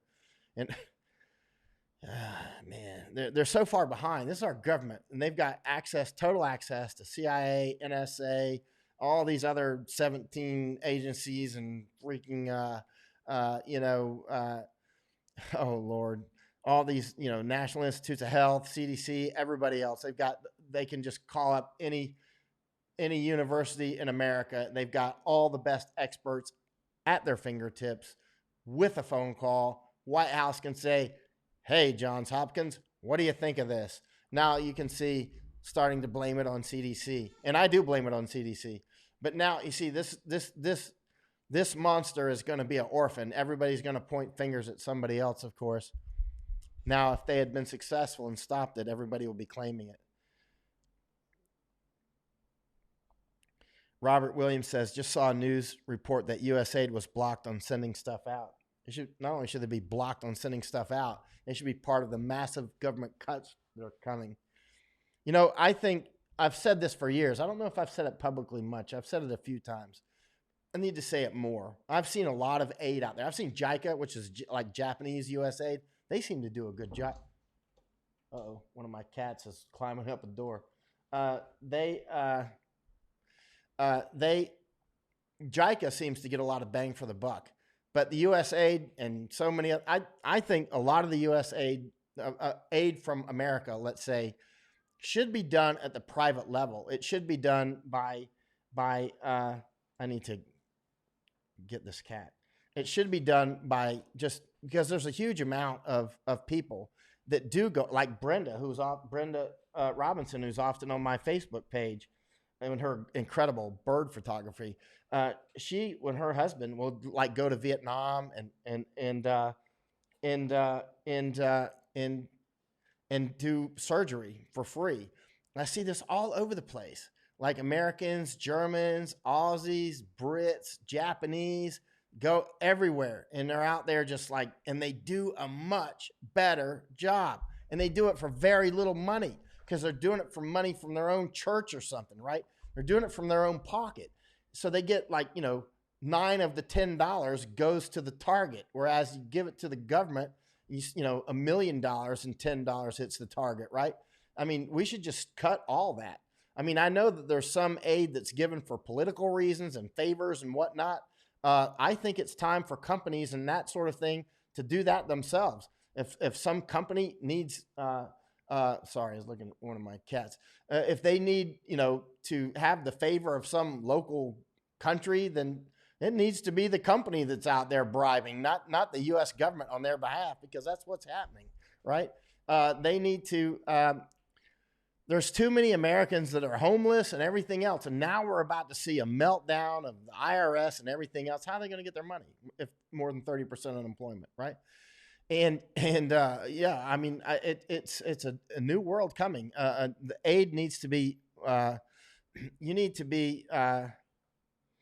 Here, I'll get my cat before she goes crazy. Just if you want to take a break, go get a water. Let me go get this cat. I'll show you this cat. Sorry, but we really need to do something about all this billions and billions we just waste. And when you're out there and see it for yourself, you know what I mean. Sorry, there's a chair in the way here.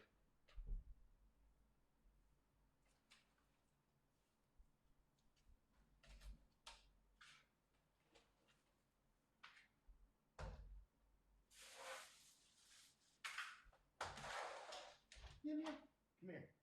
What's wrong with you?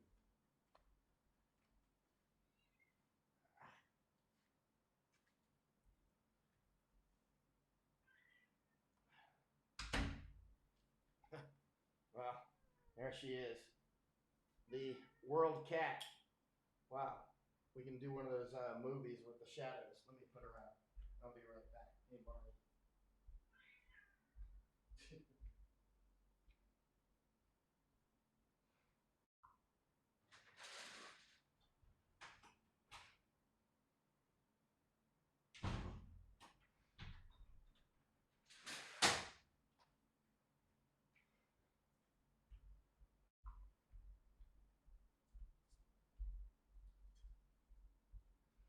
Sorry about that.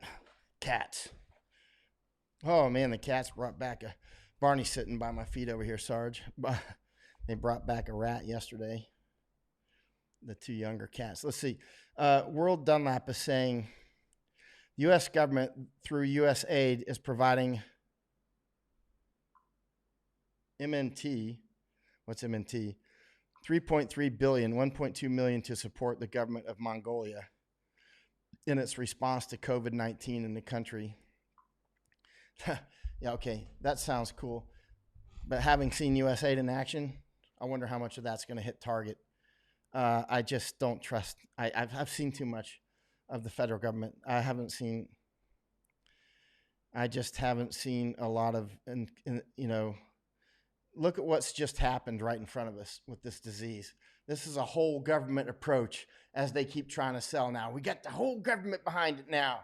All right, the whole government has just screwed up massively.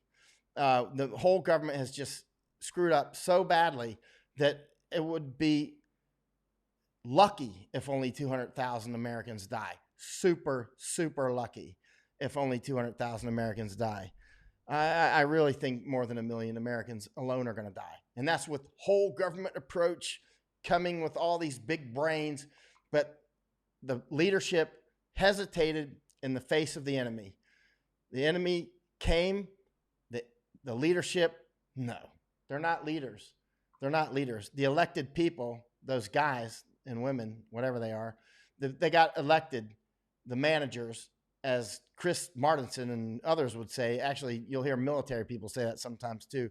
When they see somebody in a leadership position that's just not a leader, they'll be like, well, there's the manager. The manager's back again. Instead of saying the commander's here, they'll be like, oh, the manager's in. It's like there's a lot of great commanders in the military. And then there's some that are just managers and some that are not very good at managing. And we saw that happen. We saw the virus come and we saw hesitation, and the virus seized the day. Carpa virus, right? It did it. It seized the day and overwhelmed. And it's gone right through our lines. It's got in our base camp. It's all behind us. It's all around us. It's broken through our lines. And there is no, all we can do now is call for fire in our own position, which is, what are we going to do? Let it burn through, lock everybody down and destroy the economy, do a little both. You know what I mean? Because what we're doing right now is a little of both. What we're doing right now is a little bit of lockdown here and there and a little bit of destroy the economy completely. I mean, we're doing a little of both, which achieves neither. They're trying to sell it out like they're very smart people, but they're not. They've totally screwed it up. If they were smart, most Americans would still be saying I'm an idiot, and people like us are just Pollyannas and saying, it's just the flu. if they were successful and did this well, then people like me would look really stupid right now, because everybody would say it's just the flu. Why did you get all excited? You're just trying to get a readership because you're trying to make it something. It's like, no, this is not how we wanted it. How's anybody going to support my work or buy my books if it's true? Nobody's ever going to be able to buy my books. They're not going to be able to afford them. I just had another book come out in Japan. Just had it come out like a month ago. Who's going to be able to buy it? You know what I mean? It's a lot of work that goes into these books. Yeah, it's on Chinese information war. It's my third book on Chinese information war. You can see on Japanese books, like the first chapter almost is like on the cover. I wish it was in English, but it's not. It's just in Japanese. I wrote it in English, but anyway, the wow, yeah. I mean, everybody's going to get hurt, including me, of course. Everybody. I mean, I depend mostly on reader support, not on books. I had to like since 2005, the vast majority of what I've been able to do, like tell you that this is coming, is reader support. Is somebody hitting my PayPal? Is somebody hit my Patreon? It's that sort of thing.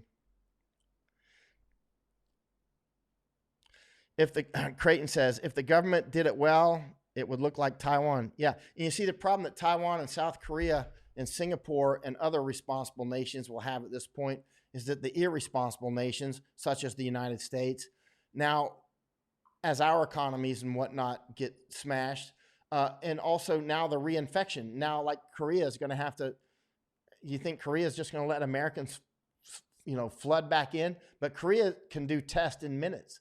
Korea can literally do a test in minutes, whereas the United States is still struggling to do tests. And this is April. We're in April. Right now, it's April. Every minute you lose right now, people die. Every literally minute, people die, right?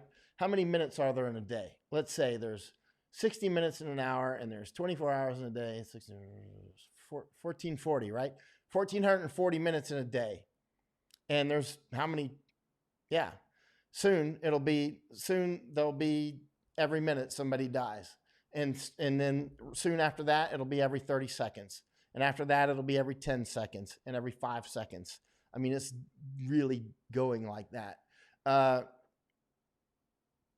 There you go. Barry Henderson, Trump is now talking fear in people over war on drugs, terrorists, and other COVID gives them opportunity. I don't know. I didn't see him talk about that. Barrios, I didn't see the latest Trump thing. I watch him daily, but I'll need to go when I go offline. I'll watch it, see what kind of nonsense he's putting out today. Let's see. That's why I'm politically homeless. I really love the way he stood up to China and that sort of thing, because no other president did it. So you got to give credit where credit's due. He stood up to China, and that's why I was like, hey, look, he's standing up to China. He's also standing up on border security, and those are very important to me. And he stood up on quite a few other things that are very important to me. And then when this enemy came, he hesitated. And this was an enemy that you could not afford hesitation. Literally every hour counts. And we've still got clowns at CDC and whatnot debating on whether or not masks are okay. That is just, I don't even know where to go with that. Where can you even go with that? That they're actually debating day after day after day whether they should instruct Americans to wear masks. There's no place to go with that. I mean, it's just too many levels of exponential stupidity that they're even debating that. That should have been like in January, get mask. They should have had like a MacGyver show on, oh, we don't have masks because we screwed up. No problem, we admit we screwed up. Here, but let's fix it from here out. Let's figure out the best ways that everybody can make their own mask, the way they did in 1918, right? The way that many other people have done in the world. Everybody make your own mask. We can do that. But, just you gotta be emotionally strong to go, oh, we screwed up. Didn't have enough masks. It's Obama's fault. And then Obama could say, no, it's Bush's fault. And then he could say, no, it's Clinton's fault. And then he could say, no, it's, no, it's Roosevelt's fault. Bottom line is we didn't have masks for all these generations. And so, millions of people, well, hundreds of thousands of Americans surely will perish because we didn't have masks. We didn't have tests. We didn't lock down airports. And now they're already trying to spin this into a victory. They'll try to spin it. Hey, only 800,000 Americans died. It could have been 2 million if we didn't do our stuff. It'll probably be more than that. Yeah. Dark humor time. It's not very funny. Lois says, as a healthcare worker until this past September, I can tell you masks work. Yeah, they definitely work. Kim McGee Cliff says, I've caught so much crap from coworkers for telling everyone to wear masks. This needs to be mandatory if you are in public. Oh, yeah. It should be like you wear a mask or you go to jail. It's that simple. Or you get a big fine. Uh, you know,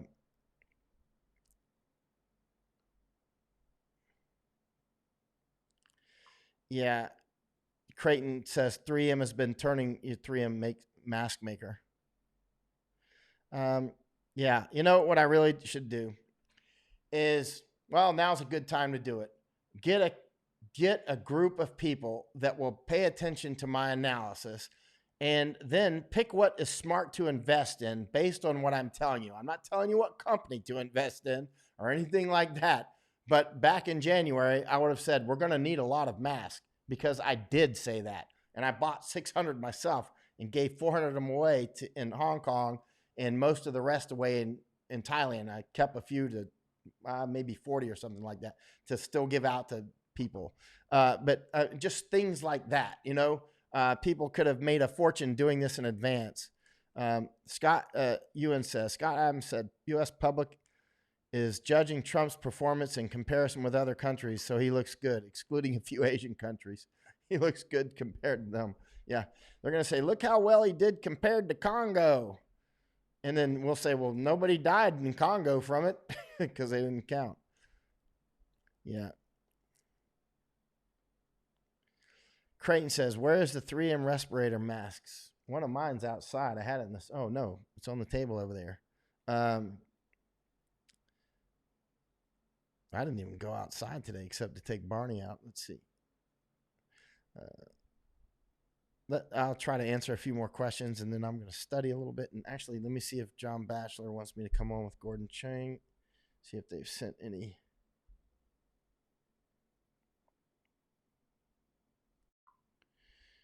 Oh, wow. Thank you, Christopher. Really appreciate that. Big time. Man, a couple people have donated today. That's really helpful. I really appreciate it. You can see it's not a lot, but those are the ones that come in are very noticeable.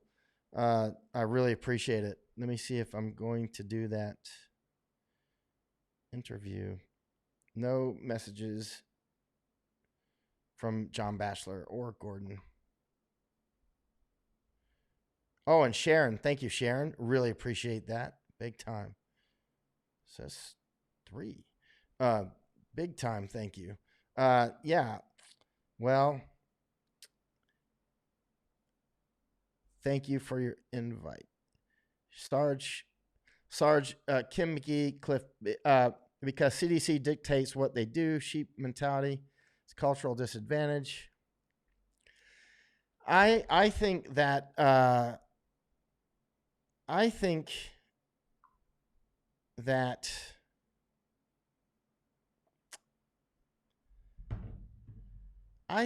as I said back in January on the Jordan Harbinger show, and then at times when I was on, I think that there's a good chance that Trump actually will not be reelected again. It depends on many things that are very difficult. It just depends on a lot of things. How is the economy? How many people do die? It's going to be a lot. Does Como steal a spotlight or somebody else? Because, wow, I don't know. I mean, certainly nothing is written in stone.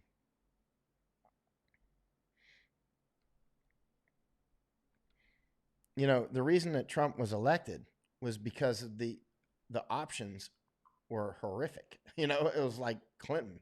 I mean, seriously, there was a lot of never Clinton stuff going on. And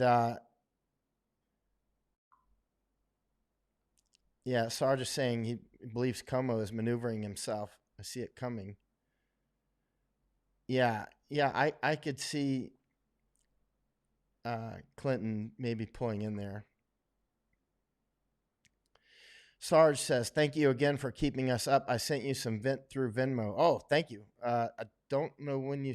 Actually, a weird thing about Venmo, I'm sorry if I never thank anybody that sends Venmo. Not a lot comes through, but I actually can't see, right? I'd see like a donation come through, and I don't see who sends it.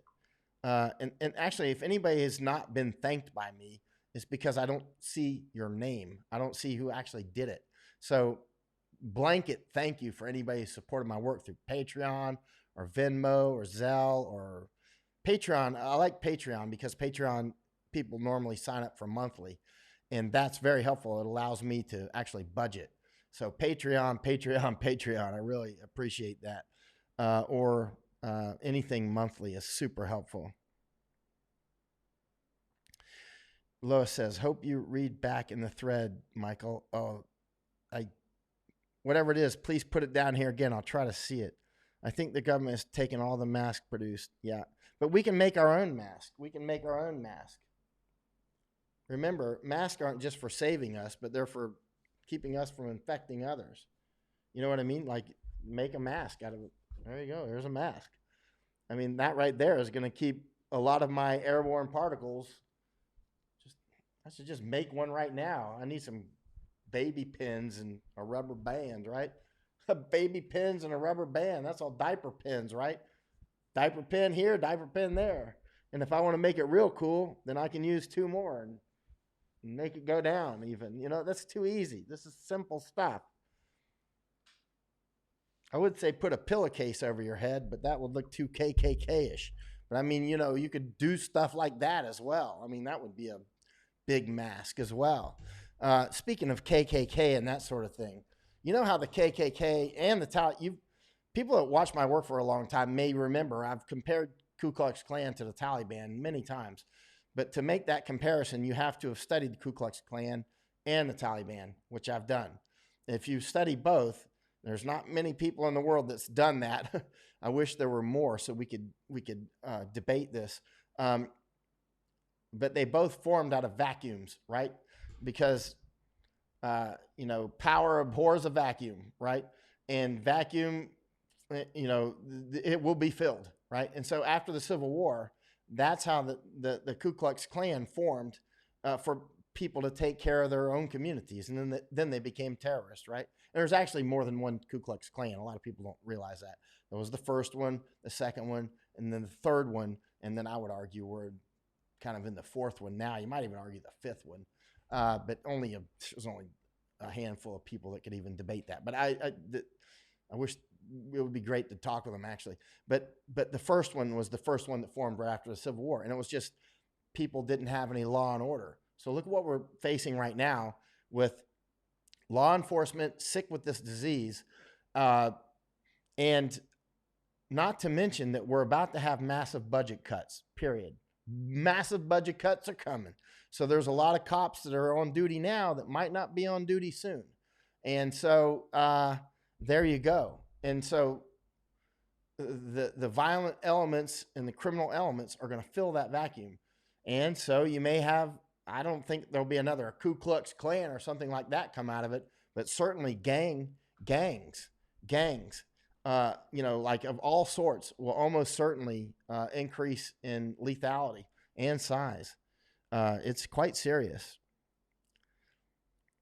Thank you, Leah. You signed up for Patreon. I really appreciate it. Massively. Rita saying Mark Cuban is getting a lot of airtime on Fox. He might give it a run.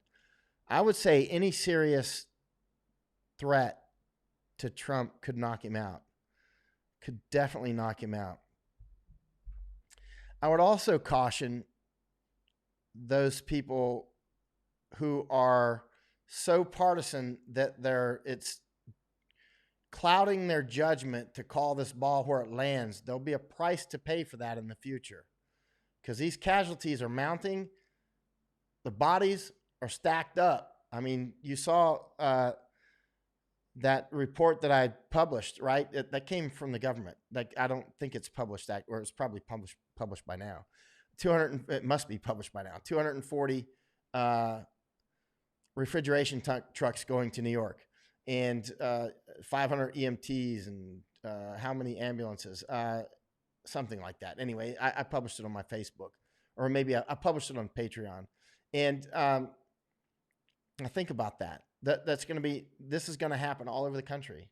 You know, I see some people in different countries getting cocky, like, oh, look, we're so much smarter than Americans. It's like, no, you're not. You're going to get smashed in the face too.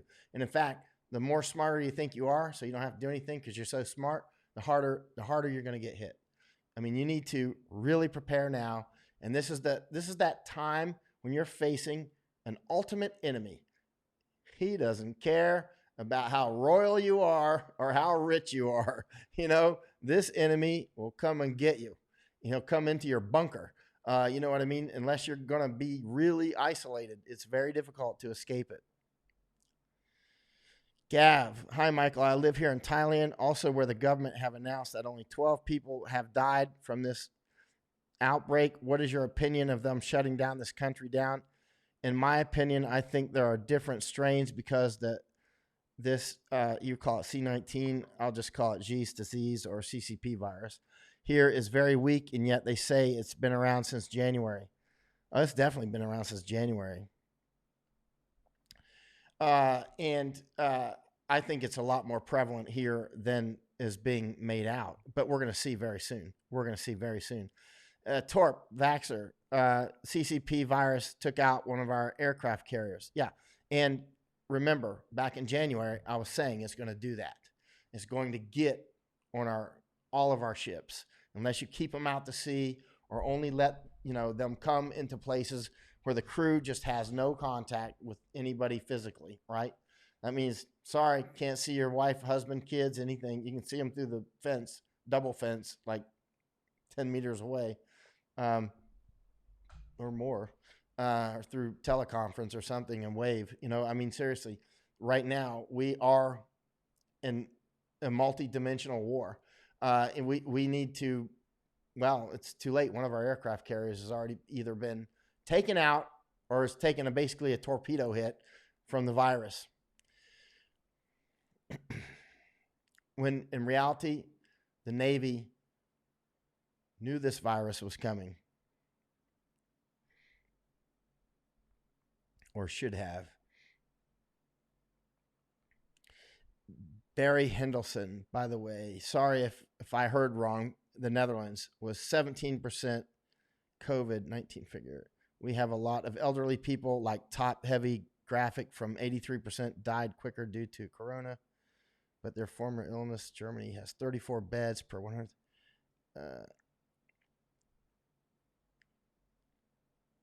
See, this is a problem, though, on the herd immunity thing is to get, ultimately, we're either going to have a vaccine or we're going to have to get herd immunity. It's, that. And so the idea of even having a vaccine in 1 year is like pie in the sky.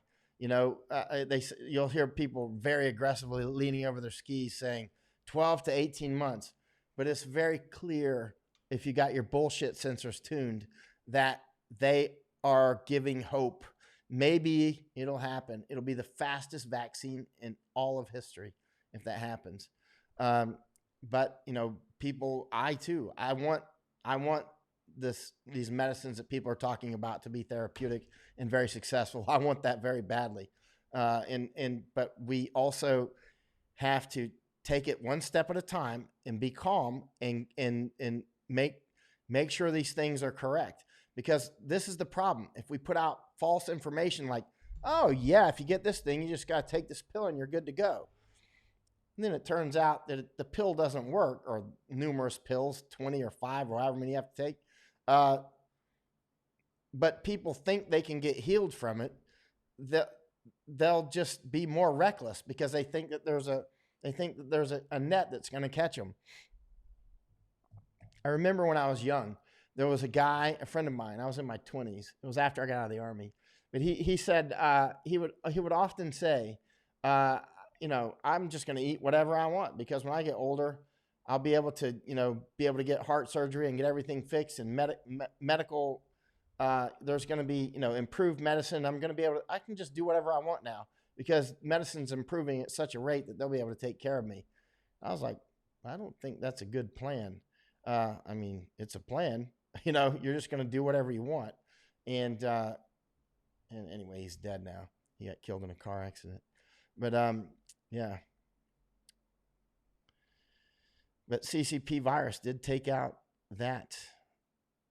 So it looks like if this is even still on, nobody's making comments much. So let me scroll up and Otherwise, I'm going to go ahead and shut off. It's almost 5. It's 2 minutes, and it'll be 5 in the morning here in Chiang Mai, Thailand.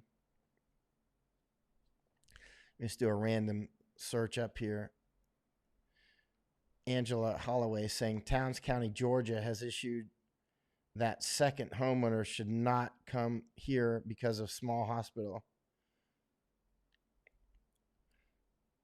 Ewan Kip Moon is saying, Robert, historically, when government agencies fail, they claim it is because their budget was, yeah, that's true. All right. You're welcome, T-Gay. How do you pronounce your name? TGD? You're welcome. Hello, Angela. I'll stay on if you got something else to ask. Why sell sweets that make teeth rot, though? Yeah. Do you ever sleep? Oh, yeah, I slept. Yesterday I slept. I'll tell you how long I slept yesterday. I slept. You can have these sleep apps, right? Oh, 6 hours and 4 minutes. That's how long I slept yesterday. 6 hours and 4 minutes, if that thing is right. Your internet went out in Austin. I will, Michael Talcott. You're welcome, SB. You missed out on the coins, Dana. Well, I'll say it one more time. I got a bunch of coins, but I moved them out of the way here. Everybody's got these coin jars, right? And, like you come home and you put your coins in a jar. Well, that's soda water. I've been in countries where there's hyperinflation, like Poland, for instance. And then the coins become useless. So they stop minting the coins and people stop accepting the coins. So if you've got a huge amount of coins, like a oil barrel drum full of coins at home, that'd be a lot of money. But if you've got, a lot of people got a lot of coins. I must have a couple $100 there, I realized. And so the good thing to do is to count those out now and go ahead and cash those in for, paper money, and then maybe spend it on food. Because these coins, if the government's in whatever country you're in, print a lot of money, inflation goes through the roof, and suddenly it'll happen to your coins like I've seen happen in other countries. All your coins will be useless.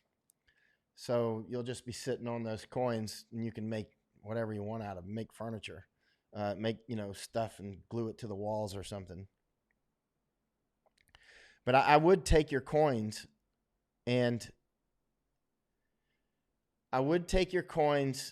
count them out, or take them to the bank or whatever. I guess in some supermarkets, like in different countries, like in America, you can just take the coins and dump it into a hopper, and it'll charge you something crazy like 2% or something, and to count your coins for you. And then you'll, get cash back or something else back from it. Lois is trying to contribute and having trouble. How are you trying to contribute, Lois? How are you trying to contribute? Sorry about the trouble. Kelly Renee is saying, what do you think about this one? Angela is saying, I should be going to Thailand in November. Do you think it will happen? Already missed my storm chasing holiday in America. Let me think about that. November.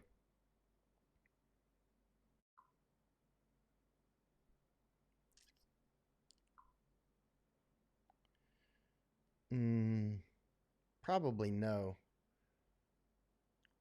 My guess would be no. That's just my guess.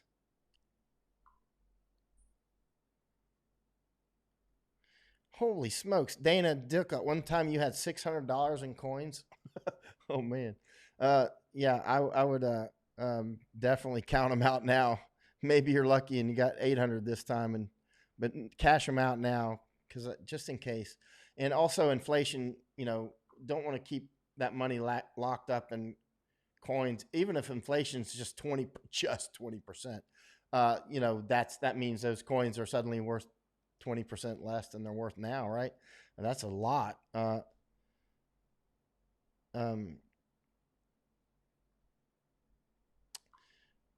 Kelly, I wouldn't book any flight that. Okay, let's talk about that. Kelly, you said I am booked for October fares, stupid cheap. I would not do that because there's a chance that whatever airline you book with will be out of business, like a really high chance.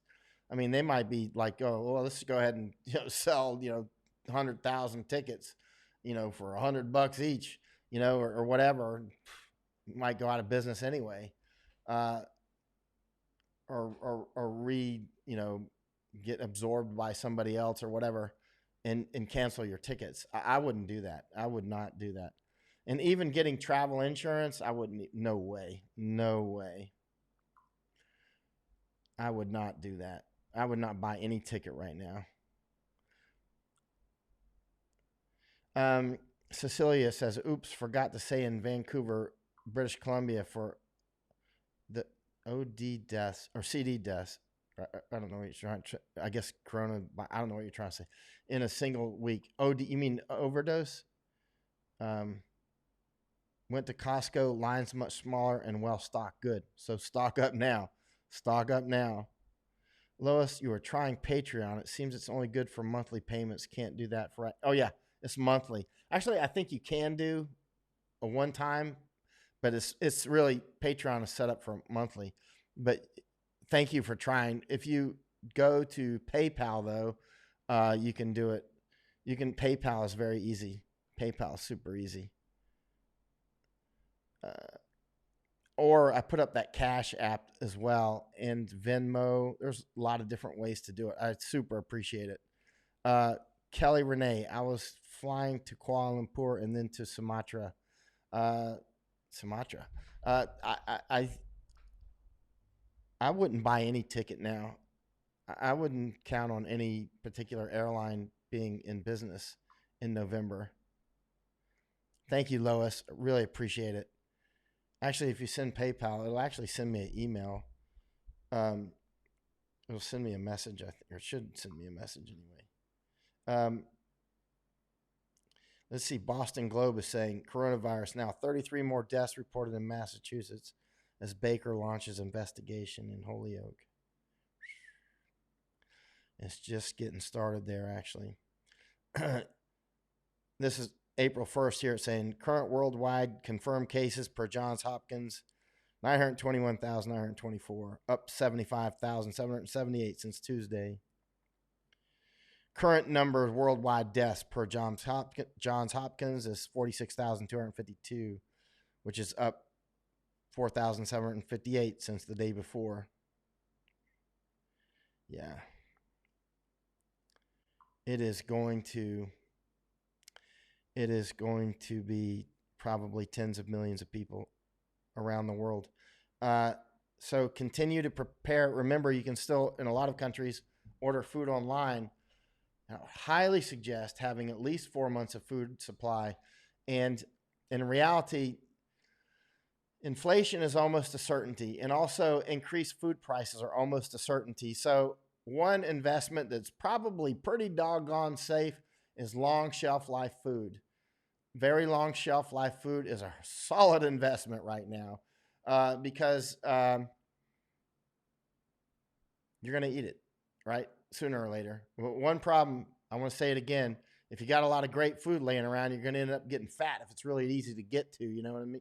So you get a lot of rice and you get dried beans and stuff, the flash to bang, on saying I'm hungry and actually going to eat something, you might want to get stuff that takes time to prepare. And make sure that you have the stoves, that gas stoves that you can use if your electricity goes out. There's a high chance electricity will go out. That's why I've been saying that since January. It sounded crazy then, but now people are starting to see how electricity can go out. It can go out just from storms for one thing, and then people won't be able to put it up as quickly as normal because of the disease. But also power companies will often go out during epidemics and pandemics. And that's why some power companies in the United States have started talking about having employees live at the power plants.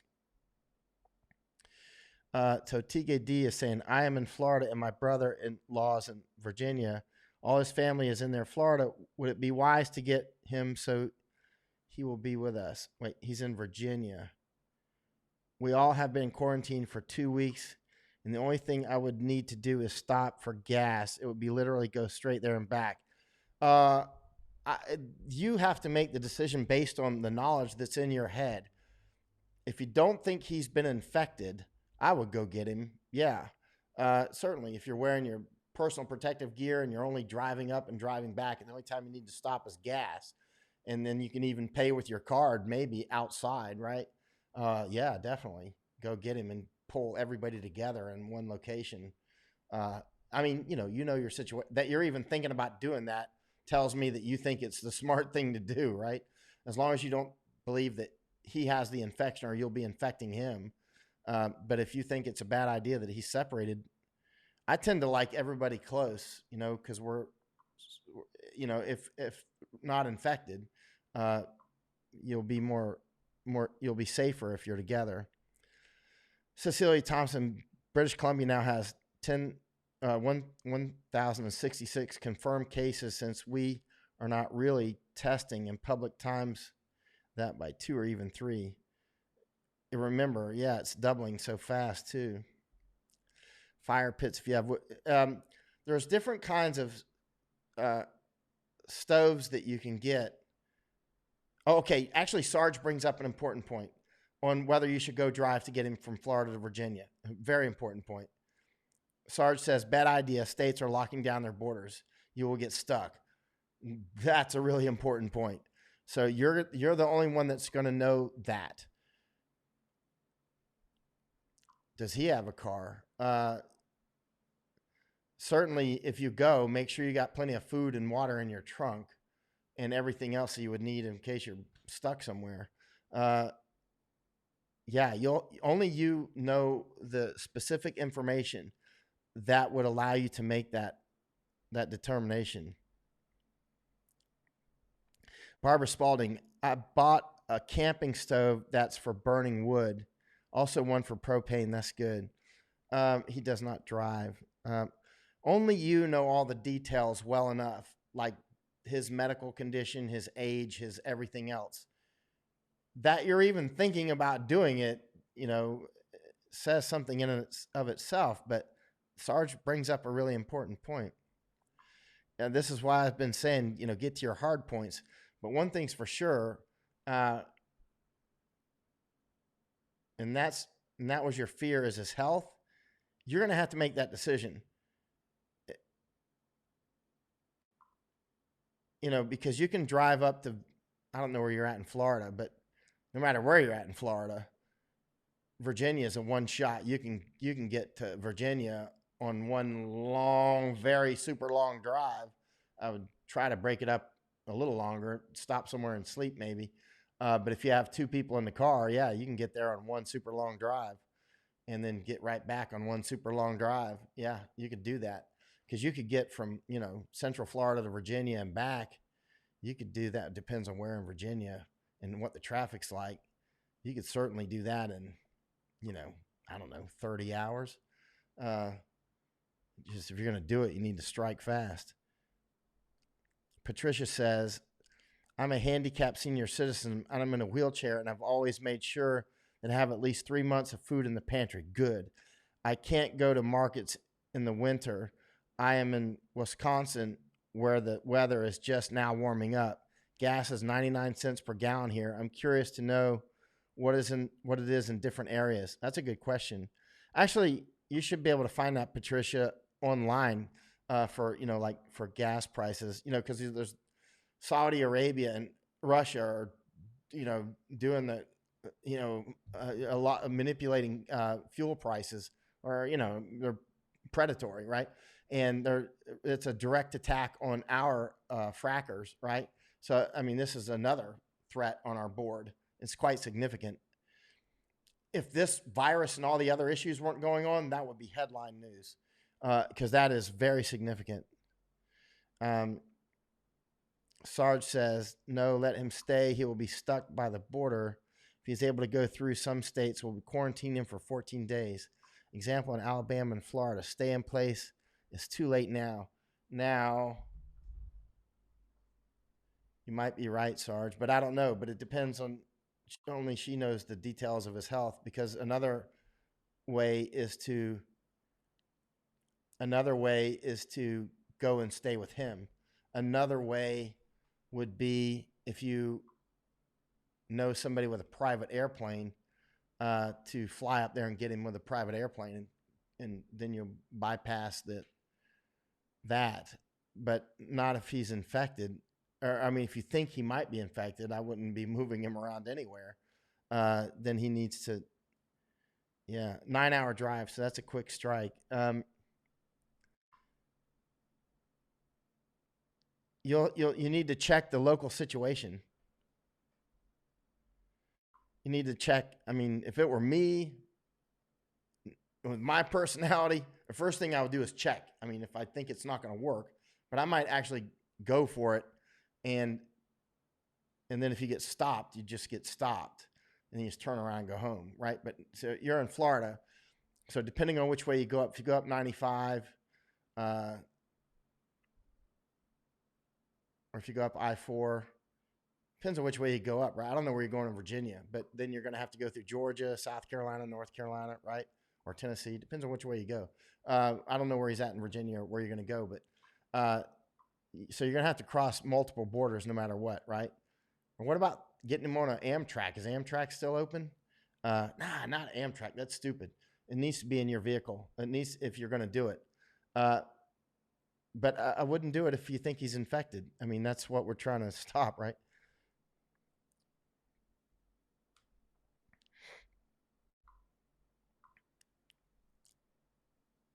Patricia Wood, gas is $1.74 in Central Florida. Stacy said, $2.60 in Oregon. Good Lord, man. Why is it so expensive? It's got to be taxes. I don't know if it's got to be, but it probably is. California will probably use this crisis to raise gas taxes. Oh, you can bet they will. You know, this is the one time you need to be reducing taxes. $1.89 in Maine.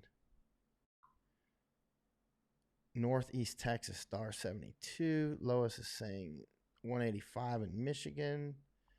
Joanne Wright, $1.24 in North Texas. Let's see. Austin, Texas, Kelly's saying it's $1.59. And Lois says $1.65. Let's see. $3 in California, and we're happy, says Barbara.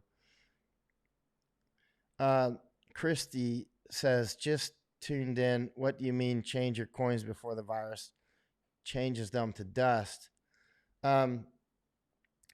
Just, I've been in countries where there's high inflation, and we're about to start printing money, right? With this $2 trillion in made up money that's going to come out of the blue, that doesn't exist because it's, fiat money.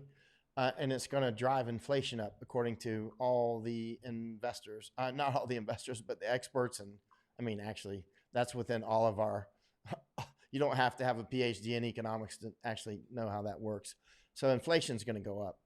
And I've been in countries where there's super high inflation, and suddenly the coins aren't worth much anymore. Let's say it's, I don't know, 20% inflation per year. I mean, that's not hyperinflation. Well, I don't know what's considered hyperinflation. I mean, I've been in countries where inflation is thousands of percent per year, right? But even if imagine if it's 20% per year, and use the rule of 72 on that one. So, right.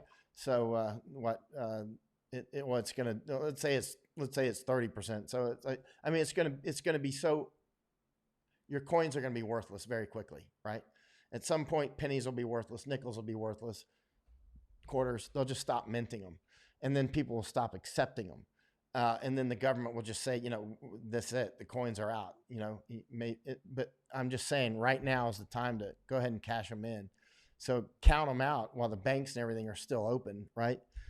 So if you can go to your grocery store, because I know some grocery stores in America will have those coin hoppers in the front. But I think that's a waste of money, because I don't remember how much they cost, but they charge you like 2 or 3%, right? You can just pull out your coins and watch me talk and count your coins. You know what I mean? And then go get cashed in and buy some food with them or something. I think food is a very good investment at this point. Cecilia said Canada already did away with pennies, and at this point they'll probably be doing away with a lot of other coins soon.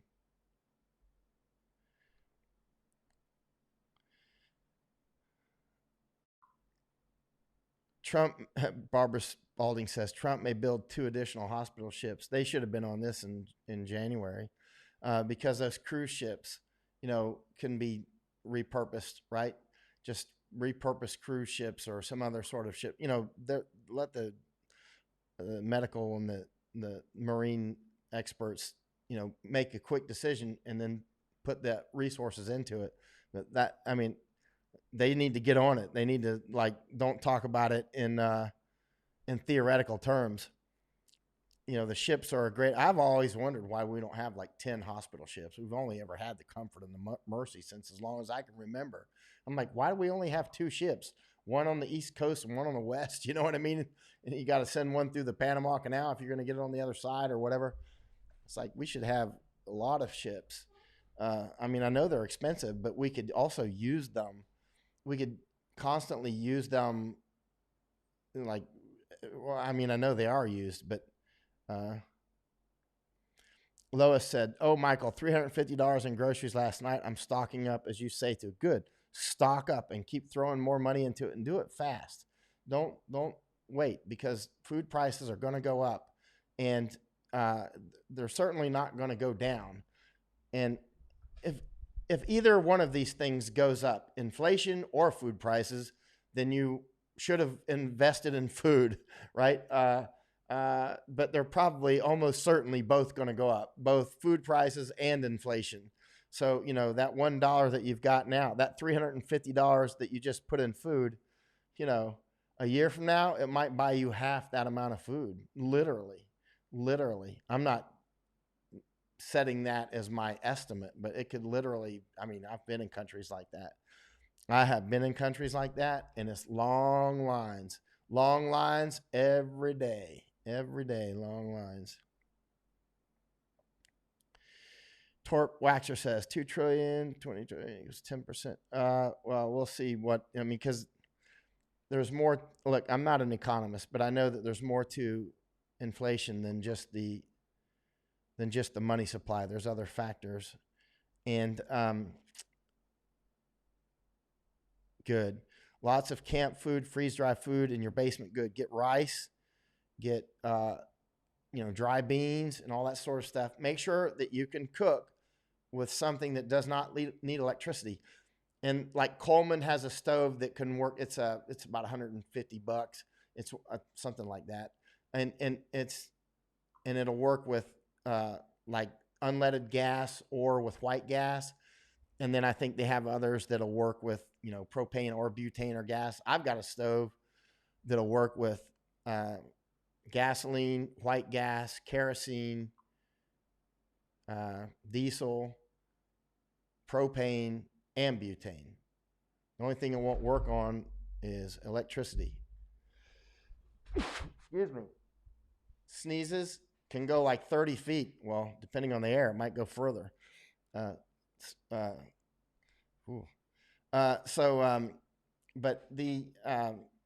Make sure you have the ability to cook. But, a stove that can use any sort of fuel, it'll work on anything but holy water. You know what I mean? There's different stoves that'll do multi-fuel. I like multi-fuel just because of my lifestyle. I never know where I'm going to be. I never know what kind of fuel I'm going to get my hands on. And so, thank you, Lois. And so, Lois says, just bought lots of rice too. I have a Coleman stove. Good. Just make sure you got loads of fuel, because remember, inflation and fuel prices can very well go up as well, right? And price gouging is happening here, I'm sure, wherever you're at. Barry, where did you say you're at? We do have 2 per clients. Droplets. Yeah, those droplets can fire off out of there. Everything in your house is electric, Megan Nice says. Now, I don't know where your house is and all that sort of stuff, but if you've got anywhere outdoors that you can cook with gas, if it comes to that, even I mean, you might live out in the woods. I don't know. If you live out in the woods, it's easy. You can have a charcoal grill, but charcoal is expensive. You know what I mean? It's not like you want to fill your basement with charcoal. And if you're in Florida, you don't have a basement. Is there anybody in Florida that has a basement? Because Florida's just not. Oh, hey, you're in Netherlands. But so just make sure, Megan, that you have a way to cook that doesn't rely on electricity, unless you got unless you got like, backup power or something like solar power or something like that. I would invest in things. I mean, you should do the calculations very quickly on your own budget and the other parts of your life, where you're at, all these other. Would it make sense to go ahead and get solar power right now? Uh, you know, I think a lot of people can borrow money at very low rates right now. Inflation might skyrocket soon, and investing in things like solar power could be a very wise investment now. Investing in food for the short term can be super, super smart. This is kind of a no-brainer, actually. Investing in things that you're like, you're on your solar power, you're assured to start saving money immediately, right? And if the electricity goes out, you don't want to lose all your food in your freezer, and that sort of thing. And there's, I would say there's every reason in the world to get solar power if your financial situation will allow you to do it. Well, unless you're in a climate where it doesn't make sense or that sort of thing. Joanne Wiggins, grocery store employees are threatening to strike if they don't double their wages. You're right. I saw stuff like that. I should have mentioned that because there's other things that affect food prices, right? So if all the warehouse workers and all the truckers and unions and everything else start to say, hey, we want to double our wages, combat pay, basically, that's obviously going to increase. That's obviously going to increase your food prices, right? And that can happen just so suddenly. Remember, like all these exponential functions, and people keep saying, well, the stores are full. Why should I shop now? That's why you should shop now, because this is not on your side.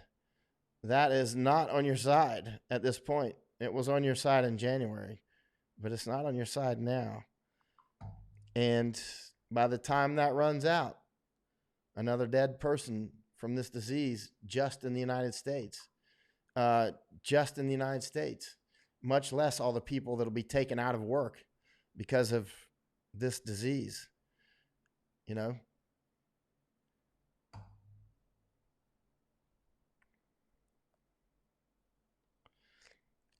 Ward Dunlap says lots of goods and groceries are going out the back doors of stores. I'm sure they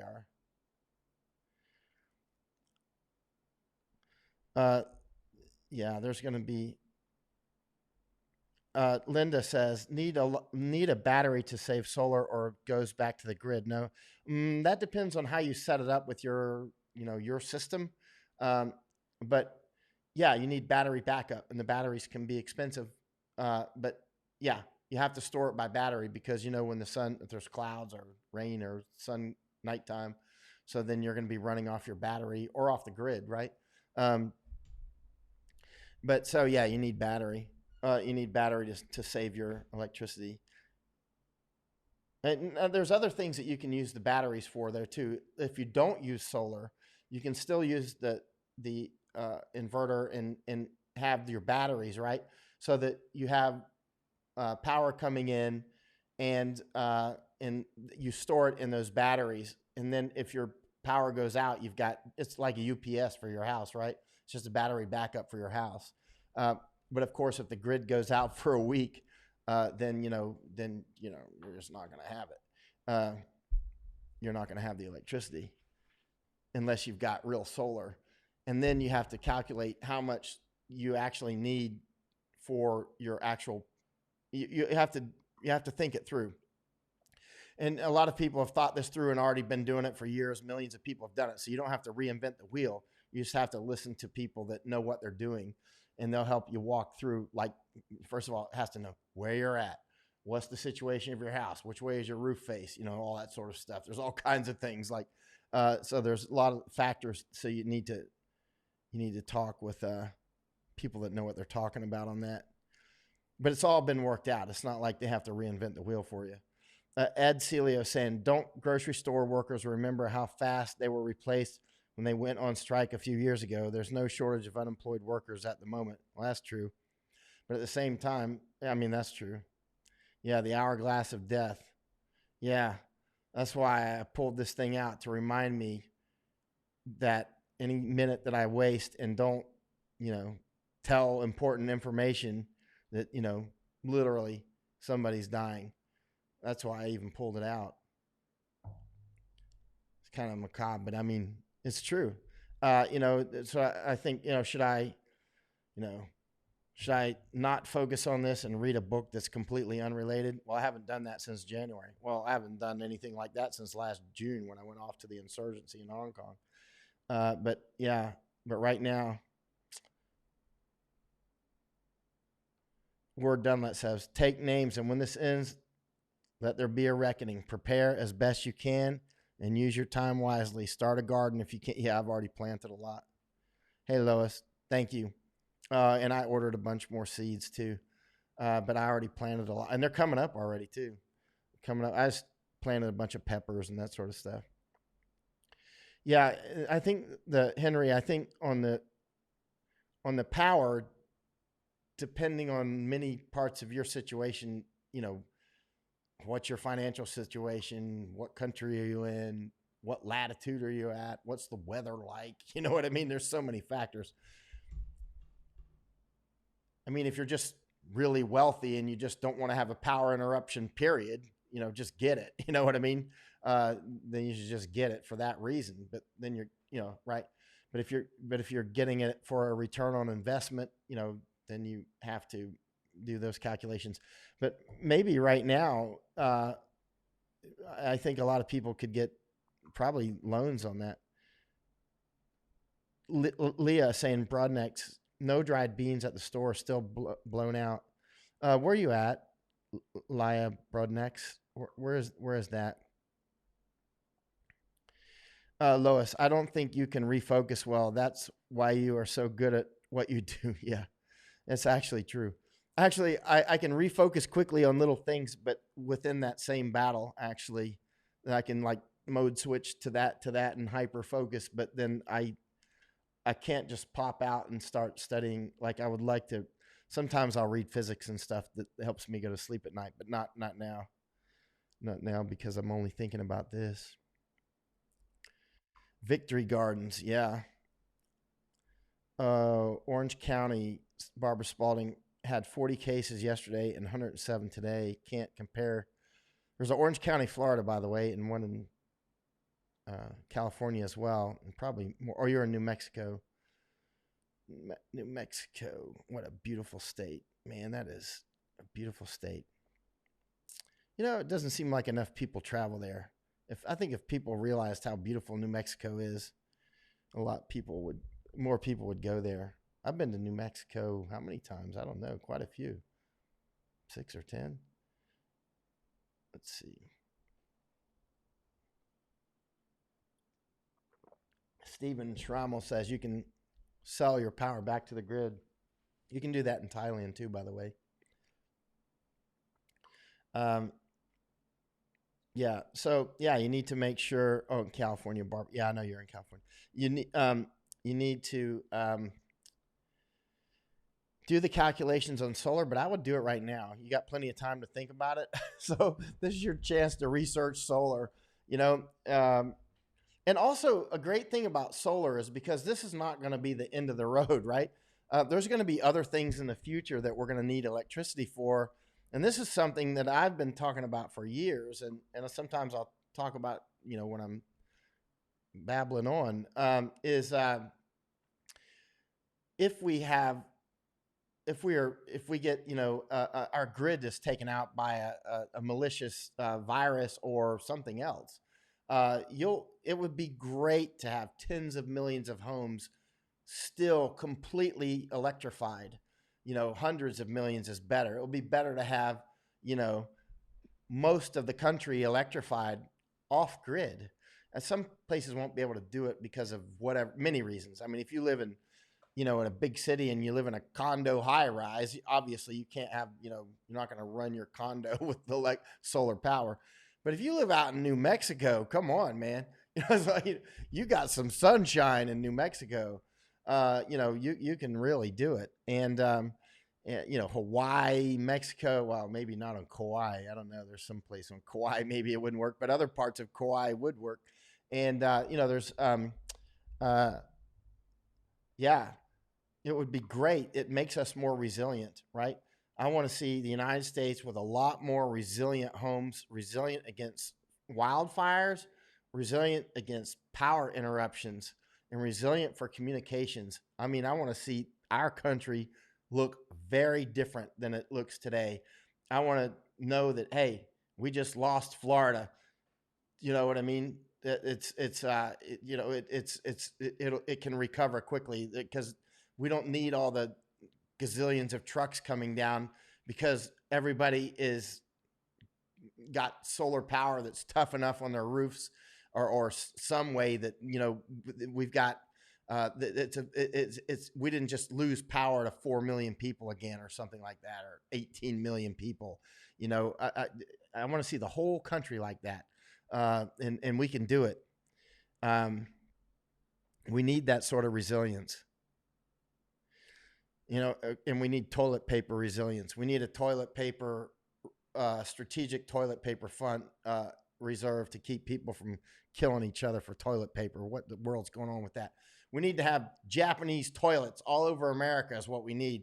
If you've ever been over to Asia, especially Japan or Thailand, but if you've seen proper toilets that use water instead of the savage way that we Americans do it with toilet paper, we're a bunch of savages, man.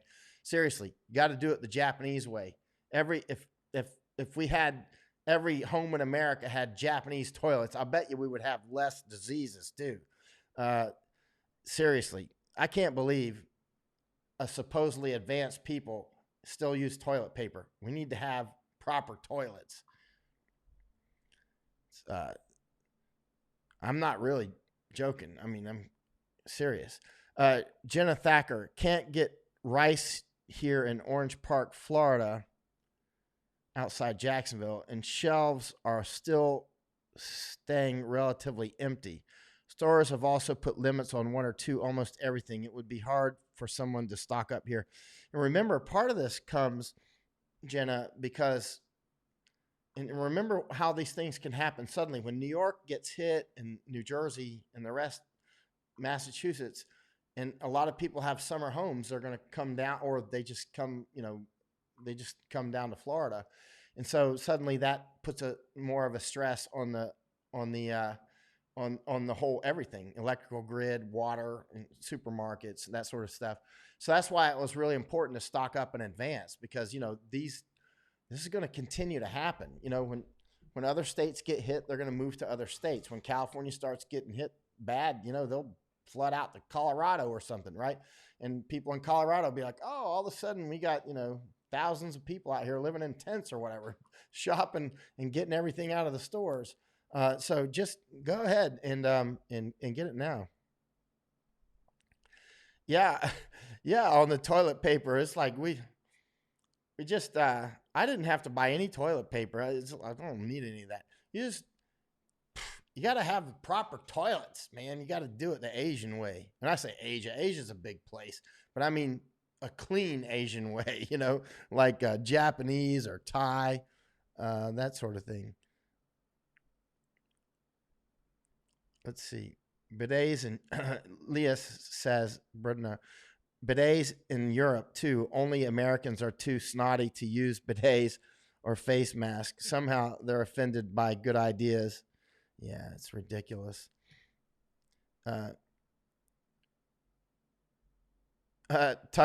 Tommy saying Tucker Carlson has been tearing the CCP a new one. I love it because people like Gordon Chang, John Batchelor, Steve Bannon, me, Maura Moynihan, Al Johnson, a lot of people. Where's Masai? She's often on here. Masai was on earlier. is she in Japan now? She might be back down in Australia, or maybe she's off in America. But she's always running around. But a lot of us have been almost like lost in the in the noise because we've been yelling about CCP for years. And so, one good side of this, I'm looking for the silver lining around the typhoon, is that now hundreds of millions, if not billions of people are waking up to what CCP has done. Now, they're going to hit us with every sort of information war in the world. I've written 3 books on information war, Chinese information war. That's my 3rd one. Just came out like a month ago in Japan. Please buy it. It's on Amazon.jp, but it's only in Japanese language. And if you got Japanese friends, tell them about it. Screenshot it. Here, I'll leave it up for 10 seconds. Screenshot it and tell your friend, put it on your Facebook, tell your Japanese friends to read it. But anyway, the Chinese information war, the first thing they're going to do is blame America and Japan. Usually they blame Japan, or often they blame Japan first, but they always blame both of us in some way. They'll blame Japan and blame America. It's like, trust me, that's their pattern. Oh, I hear the morning birds coming. Call them morning callers. Morning callers are birds that come in the morning. A lot of times when I was in Florida or out in jungles and stuff, that's how I wake up in the morning. I don't even need an alarm clock, because when the morning callers start, I'll be like, time to wake up. Birds are waking me up. So what time is it here? So it's 05:39. I can hear the morning callers, morning caller birds. I love bird watching. Let's see. Mike, why in Thailand the numbers are the same or similar in the early 100 numbers infected? Are they hiding anything? No, it's a couple thousand now, actually. It's a couple thousand, I think. What's the numbers in Thailand right now? Let me look on this other screen. I think it's like more like a couple thousand. And so Thailand is going to get really hit hard here, just like the United States. And it doesn't look like this virus is yielding to the weather, but to the warm weather, by the way. A lot of us were hoping that this would yield to warm weather, but it doesn't look like it is. Let me see here. Where's the Johns Hopkins numbers? Oh, here, I've got it. I got one icon I can hit that goes there. Here's the interact. Here it is. Italy. Let's see here. The Johns Hopkins has improved their map dramatically. 25% surge today. Where, Barbara? Is that in Thailand? I'm looking for the numbers here in Thailand. I think it was about 2,000. But it's going, I mean, Thailand's not immune to math. You know, it's a lot of Thais, just like a lot of Americans, get cocky with this. And they're like, look, we got it under control. It's like, no, you don't. You don't. And a lot of Thais and Americans talk the same way. Think they got, and Indians too, but Indians are about to get a wake up. Here's Thailand. Where is Thailand here? Luxembourg. Good Lord. Luxembourg's got 2,319 cases. Little Luxembourg. You ever been to Luxembourg? That's a tiny, I parachuted in there one time. Let's see. Thailand, 1,771 cases. And let me, with 12 deaths, and it says 505 recovered. Yeah. Doesn't sound right. Let's see. India. See, this is, what? Something's not right here.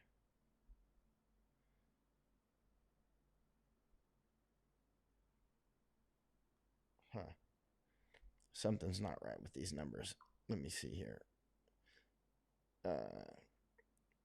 United States, 213,000 cases with 4,757 dead. Man. Italy, 13,000 dead. Spain, 9,400. China, whatever. They're saying 3,316. Idiots. Germany, 920. France, 4,043. Iran, 3,036. United Kingdom, 2,357. Switzerland, 488. Turkey, 277. Belgium, 828. Netherlands, wow, little Netherlands was not little, 1,100 or 1,175, so 1,175. What do they got? 17 million people, right? Netherlands has fewer people than Florida. Austria, 146. South Korea, 165. See, now South Korea, they know what they're doing. Canada, 109. Portugal, 187. Brazil, 240. That's going to explode. That is about to explode. Israel, 26. Keeping in mind, Israel's only got 7 million people, right? Sweden, 239. Norway, 44. Australia, 20. Czech Republic, 39. Denmark, 104. Ireland, 85. Chile, 16. Malaysia, 45. Russia, these are deaths. Russia is saying 24. Ecuador, 93. Poland, 43. Yeah. Man, these Philippines, 96. It's going to be.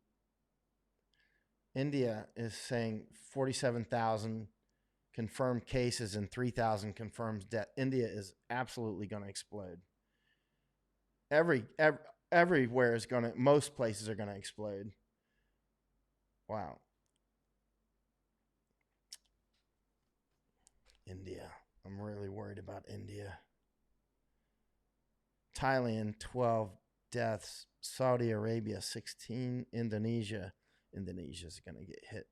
Let's see. Finland, 17. Greece. South Africa, 5 in South Africa. South Africa is going to explode too. Peru. Dominican Republic, 57 dead in Dominican Republic. Iceland, 2. Mexico, 29. Panama, 30. Colombia, 17. Serbia, 28. That's a lot for Serbia. Argentina, 28. Singapore, 3. Singapore jumped on this, man. Singapore, South Korea, Taiwan. Hong Kong government sucks. They didn't do a good job, but the people have. But Hong Kong's still going to get hit very hard. Let's see. Qatar has done a good job. 2. Slovenia, 15. Egypt, 52. Iraq, 5. I don't believe that. Diamond Princess, 11. Diamond Princess, 712 confirmed cases.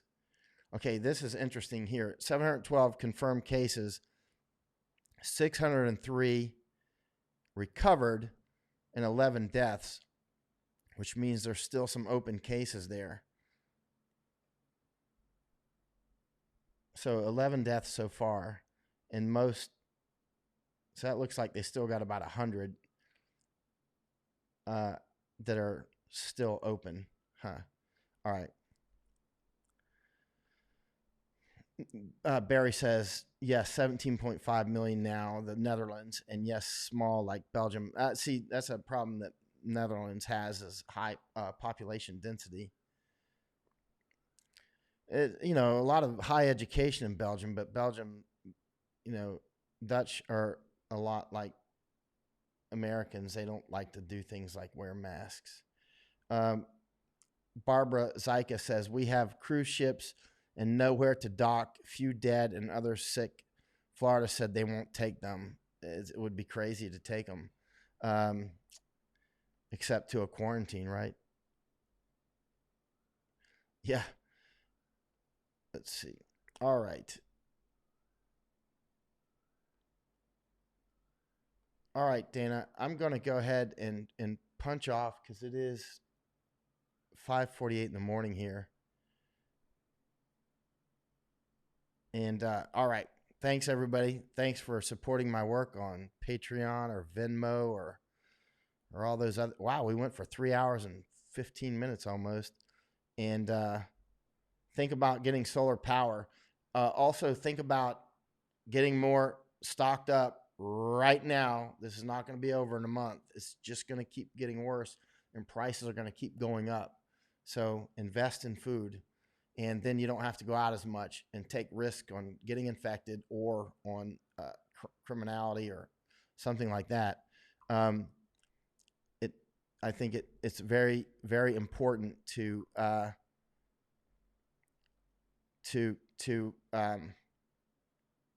let me see what. Yeah, yeah, it's very important to go ahead and think about uh, getting as much food as you can get stocked up, and think about things like solar power, anything that you can invest your money in that will save you money, or or get it out of the liquid state and into a state that is more solid, like solar power. Mike out. End broadcast.